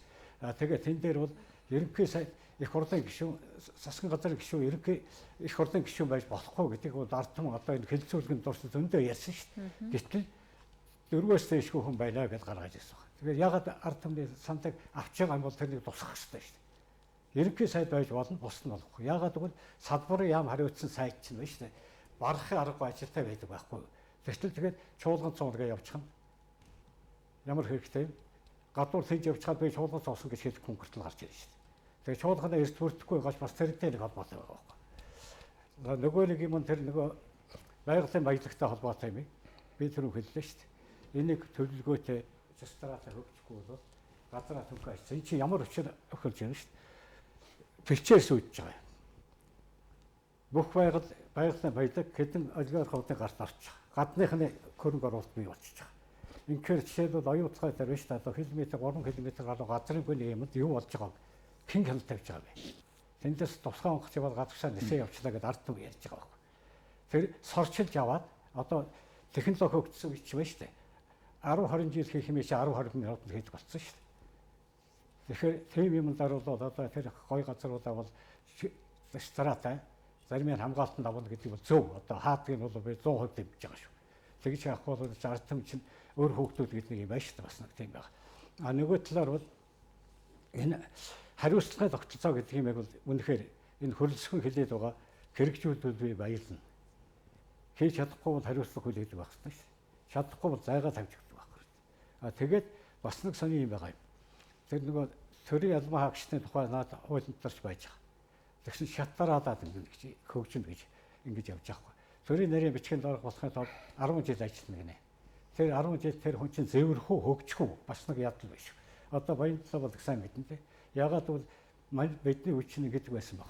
Судлаад үүрэг даалгавар өгөөд хэрэгжүүлж чадж гэнэ үү чадахгүй байна уу? Энэ нөхөр өсөх юм өсөхгүй юм уу гэдгийг харж яаж албан тушаал тавьдаг байхгүй. Тэрнээс би 10 жилийн дараа өгсөн хойно намайг тавьчих юм уу ч юм уу гэж сууж байгаа хүн байж таар шүү дээ. За 21-нд нэг юм хэлж байна. Тэгэхээр би бол энэ үндсэн хуулийн одоо нэмэлт өөрчлөлт оруулах энэ ажлын эсгүүд, дэд эсгүүдийн одоо их хөдлөөрийг бол үнэлж байна. Одоо хуулинд өөрчлөлт оруулна гэдэг чинь маш их том зүйл. Би өөрөө бас 2010 онд 2002 онд батлагдсан цэрэг цагдаагийн албан агчийг нэгдсэн үндэсний байгууллагын инхээс хууль болон олон улсын бусад ажиллагаанд оролцуулах тухай гэсэн тийм хуулийг 2010 онд инхээ дэмжих ажиллагаанд оролцуулах тухай гэсэн ажлын дэд хэсгийн дараагаар ажиллаж байсан. Дээрээс нь энэ Батламал салбарын энэ багц зүйлүүдийн өөрчлөлтийн энэ 4 сайд дамжсан энэ ажлын хэсэгт ажиллаж байсан. Хуулинд өөрчлөлт оруулна гэдэг бол үнэнхээр их нөр хөдөлмөр. Тэр талаар бүрэн ойлголттой байх хэрэгтэй. Тэгэхээр энэ бол хуулинд өөрчлөлт оруулж байгаа, үндсэн хуулинд ялангуяа нэмэлт өөрчлөлт оруулж байгаа энэ ажлын хэсгүүдийг бол би бол ажлыг бол маш ихээр хүндэтгэж байна. А энэний цаана эхлээд бодит байдлаа үнэлэлт дүгнэлт өгөх байсан. Эхлээд үндэсний аюулгүй байдал энэ төрийн тогтолцоонд бүрэн хэмжээний үнэлэлт дүгнэлт өгөх хэрэгтэй байсан. Үндэсний аюулгүй байдлын бүрэлдэхүүн хэсэг болгоноор үнэлгээд өгөх байсан. Дахиад жишээ хэлье. Одоо энэ байгалийн баялагын хуваардын талаар энд заалт орохын тулд өнөөгийн байгаа төвшөндөө үнэлэлт дүгнэлт өгнө гэсэн үг. Өнөөдөр лиценз хэлбэрээр 60% нь яваад цаас болж хөврөөд тэгээ харийнханд ингээд зарчихсан ихэнх лицензуудаа зарчихсан байгаа. Тэгээ энэ харийн одоо ажилчид ороод ирсэн. Уул уурхай чинь замбраагүй зохисгүй болчихсон. Одоо харж байгаа шүү дээ. Ерөнхий сайд одоо Euro суманд гэхэд хэдэн 100 лицензийг одоо дур мэдэн олгоцсон улсуудыг хүчингүй болгох. За тэр ноён уултай холбоотой тэр ар хангаа одоо өвөр хангаа тэр энэ олон гол мөрөн одоо ширгэж бохирдож байгааг энийг хараад эхлээд үнэлгээ дүгнэлт өгөх хэрэгтэй. Өнөөгийн бодит байдлаа үнэлгээ дүгнэлт өгөөд дараа нь ийм байх хэрэгтэй юм аа. Үндсэн хуулинд орох юм бол ийм залттай байх хэрэгтэй гэдгээ хийсэн бол арай дээр байсан. Дээрээс нь ард түмнээс санал асуулгал зайлшгүй авах хэрэгтэй байсан. Одоо ч гэсэн авахдаа ямар ч байсан одоо энэ хуулийн төслөөр биш шинэ хуулийн төсөл гаргаж иж батлуулах хэрэгтэй гэсэн мэт юм санал. Яас хоёр. Энэ зүйл залтгуудыг одоо бид нар 6 сарын 2-наас хойш энэ дээр нь ажиллаж байгаа. Тэгээд үнэхээр нэг авууштай юм уу те ард түмний төлөө цаашдын хөгжлийн төлөө өнөөдрийн цаг хугацаанд амьдарч байгаа өөрсдийнхөө төлөө биш ирээдүйд цаашид маргааш нөгөө төр тэрний дараа амьдрах хүмүүстэй үндсэн хууль учраас маш их олыг харж хийх ёстой л та. Ийм одоо зүйл заалт туссан үнэхээр үндсэн хууль байсан бол үнэхээр дэмжихэд бэлэн байна. Заавал өөр нам үзэл суртал гэлтгүүгээр дэмжихэд үнэхээр бэлэн байна. Тэгэхээр үнэхээр дэм заалт нэг ширхэж байгаагүй үнэхээр ч их харамсаж байна. Тэгэхээр ард түмний төлөө гэсэн тийм үг юм ч хаалга. Жишээлбэл одоо эрүүл мэнд боловсрол те энэ болгоны одоо бид нар бол 3 сая гаруй хүнтэй үнэгүй байх ёстой шүү дээ тий. Тийм их газрын баялагтай алт мөнгө ихтэй улс орон юм бол өнөөдөр хойч ирээдүйн үр хүүхдүүдийн хөрөнгө оруулалтанд эрүүл мэндийн хөрөнгө оруулалтанд оруулах тэр нөхцөл болцоо байхгүй хийж чадаагүй. Ийм учраас энэ үндсэн хуулийн өөрчлөлт байж болох чадамжгүй юм аа. Ийм учраас энэ үнэхээр байж боломгүй юм өнөөдөр хийлээ. Ийм учраас эдгээр дутагдлаа засаад одоо хурдхан шиг тарах хэрэгтэй. Маш хурдан дараад дараагийн одоо Монгол улсын хөгжил зогсоод байна шүү дээ. Зогсоход байна шүү дээ тий. Тэр хүмүүс цаана одоо гадаадын олигархуудтай нийлсэн байдığım бол тэр буруу зүрүүгээ үндэснийхээ хэмжээнд хүлээгээд тэр хөрөнгө мөнгө байдığım уу тэрийг сургууль цэцэрлэгтээ өгөөд ингээд одоо энэ Монгол улсын хөгжил битгий саад болоо. Ерөөсөө маш хурдтай энэ үйл ажиллагаа зогсоох хэрэгтэй л гэж хэлмээр. За нэвтрүүлгийн бас цаг дуусж байгаа учраас бид нэвтрүүлгийн эхэнд ТV-с Mongolia пэйж хуудасаар иргэдээс асуусан санал асуулгынхаа нийт дүнг танилцуулчаа тэгээд нэвтрүүлгээ дуусгая гэж бодож байна. Тэгэхээр эхний асуулт бол Монгол Улсын парламент нэг танхимтай байх уу, хоёр танхимтай байх уу гэж бид асуусан. За харин нийт оролцсон иргэдийн 72% нь бол парламент хоёр танхимтай байх ёстой гэсэн хариултыг сонгосон байна. За 28% нь парламент нэг танхимтай байх ёстой гэсэн байна. За дараагийн санал асуулгыг харуулъя. За энэ бол засгийн газрыг ард түмнээс сонгогдсон ерөнхийлөгч толгойлох уу? За улсын хурл олон хос намын дарга толгойлох нь зөв үү гэж асуусан. За тэгвэл нийт оролцсон иргэдийн 73% нь ард түмнээс сонгогдсон ерөнхийлөгч засгийн газрыг тэргүүлсэн зөв гэж хариулсан байна. За харин 28% нь бол улсын хурлд олонхын одоо намын дарга нь засгийн газрыг толгойлох нь зөв гэж хариулсан байна. За дараагийн санал асуулгыг харуулъя. За ард нийтийн санал асуулгыг үндсэн хуульд нэмэлт өөрчлөлт оруулах хуулийн төслийг бэлтгэхээс өмнө асуух байсан уу? Хоёрдугаар хэлэлцүүлгийн дараа асуух нь зөв байсан уу гэж асуусан. За энэ асуултанд оролцсон нийт иргэдийн 91% нь бол нэмэлт өөрчлөлтийн төслийг бэлтгэхээс өмнө асуух байсан. За 9% нь хоёрдугаар хэлэлцүүлгийн дараа асуух нь зөв гэж хариулсан байна. За дараагийн санал асуулгыг харуулъя. Улсын хурлаас хэлэлцсэн 25 зүйл 35 заалт бүхий үндсэн хуулийн нэмэлт өөрчлөлтийн төслийг та хэр сайн мэдэх вэ гэж асуусан. За тэгвэл нийт оролцсон иргэдийн 89% нь мэдэхгүй, 11% нь мэднэ гэж хариулсан байна. За үндсэн хуулийн нэмэлт өөрчлөлтийн талаар ТV-с телевизээс 7 хоног болгоны 2-р 4-р өдрүүдэд ингээд шууд нэвтрүүлэг явуулдаг байж байгаа. Өнөөдрийн нэвтрүүлэгт хүрэлцэн ирсэн та бүхэндээ баярлалаа. Өнөөдрийн нэвтрүүлэгт оролцсон та бүхэд бол үндсэн хуулийн нэмэлт өөрчлөлт болно. түүнээс гарах аль эсвэл өөрсдийнхөө санаа бодлыг, үзэл бодлыг чөлөөтэй илэрхийлсэнд баярлалаа. Ер нь бол үндсэн хуулийн нэмэлт өөрчлөлтийн асуудлаар манай нэвтрүүлэгт оролцохыг бол бид нар нийгмийн бүх бүлэг хэсгүүд, улс төрийн намуудад бол чөлөөтэй гэж илэрхий оролцохыг хүсэж байгаа. Харамсалтай нь бол улсын их хурлын нэмэлт өөрчлөлтийн улсын их хурлын дэргэд байгуулагдсан үндсэн хуулийн нэмэлт өөрчлөлтийн төслийг боловсруулсан ажлын хэсэг болон улсын их хурлын гишүүд одоо бидний урилгаас татгалцаар өдий хөрлөө. Энээс хойш ч гэсэн бид оролцуулахад та бүхнийг оролцуулахад бэлэн байна гэдгийг илэрхийлж байна. За ингээд өнөөдөр бидэнтэй хамт байсан та бүхэндээ баярлалаа. Нэвтрүүлэгч Ариун Туяа Баттар нар хөтлөө баярлалаа. За баярлалаа.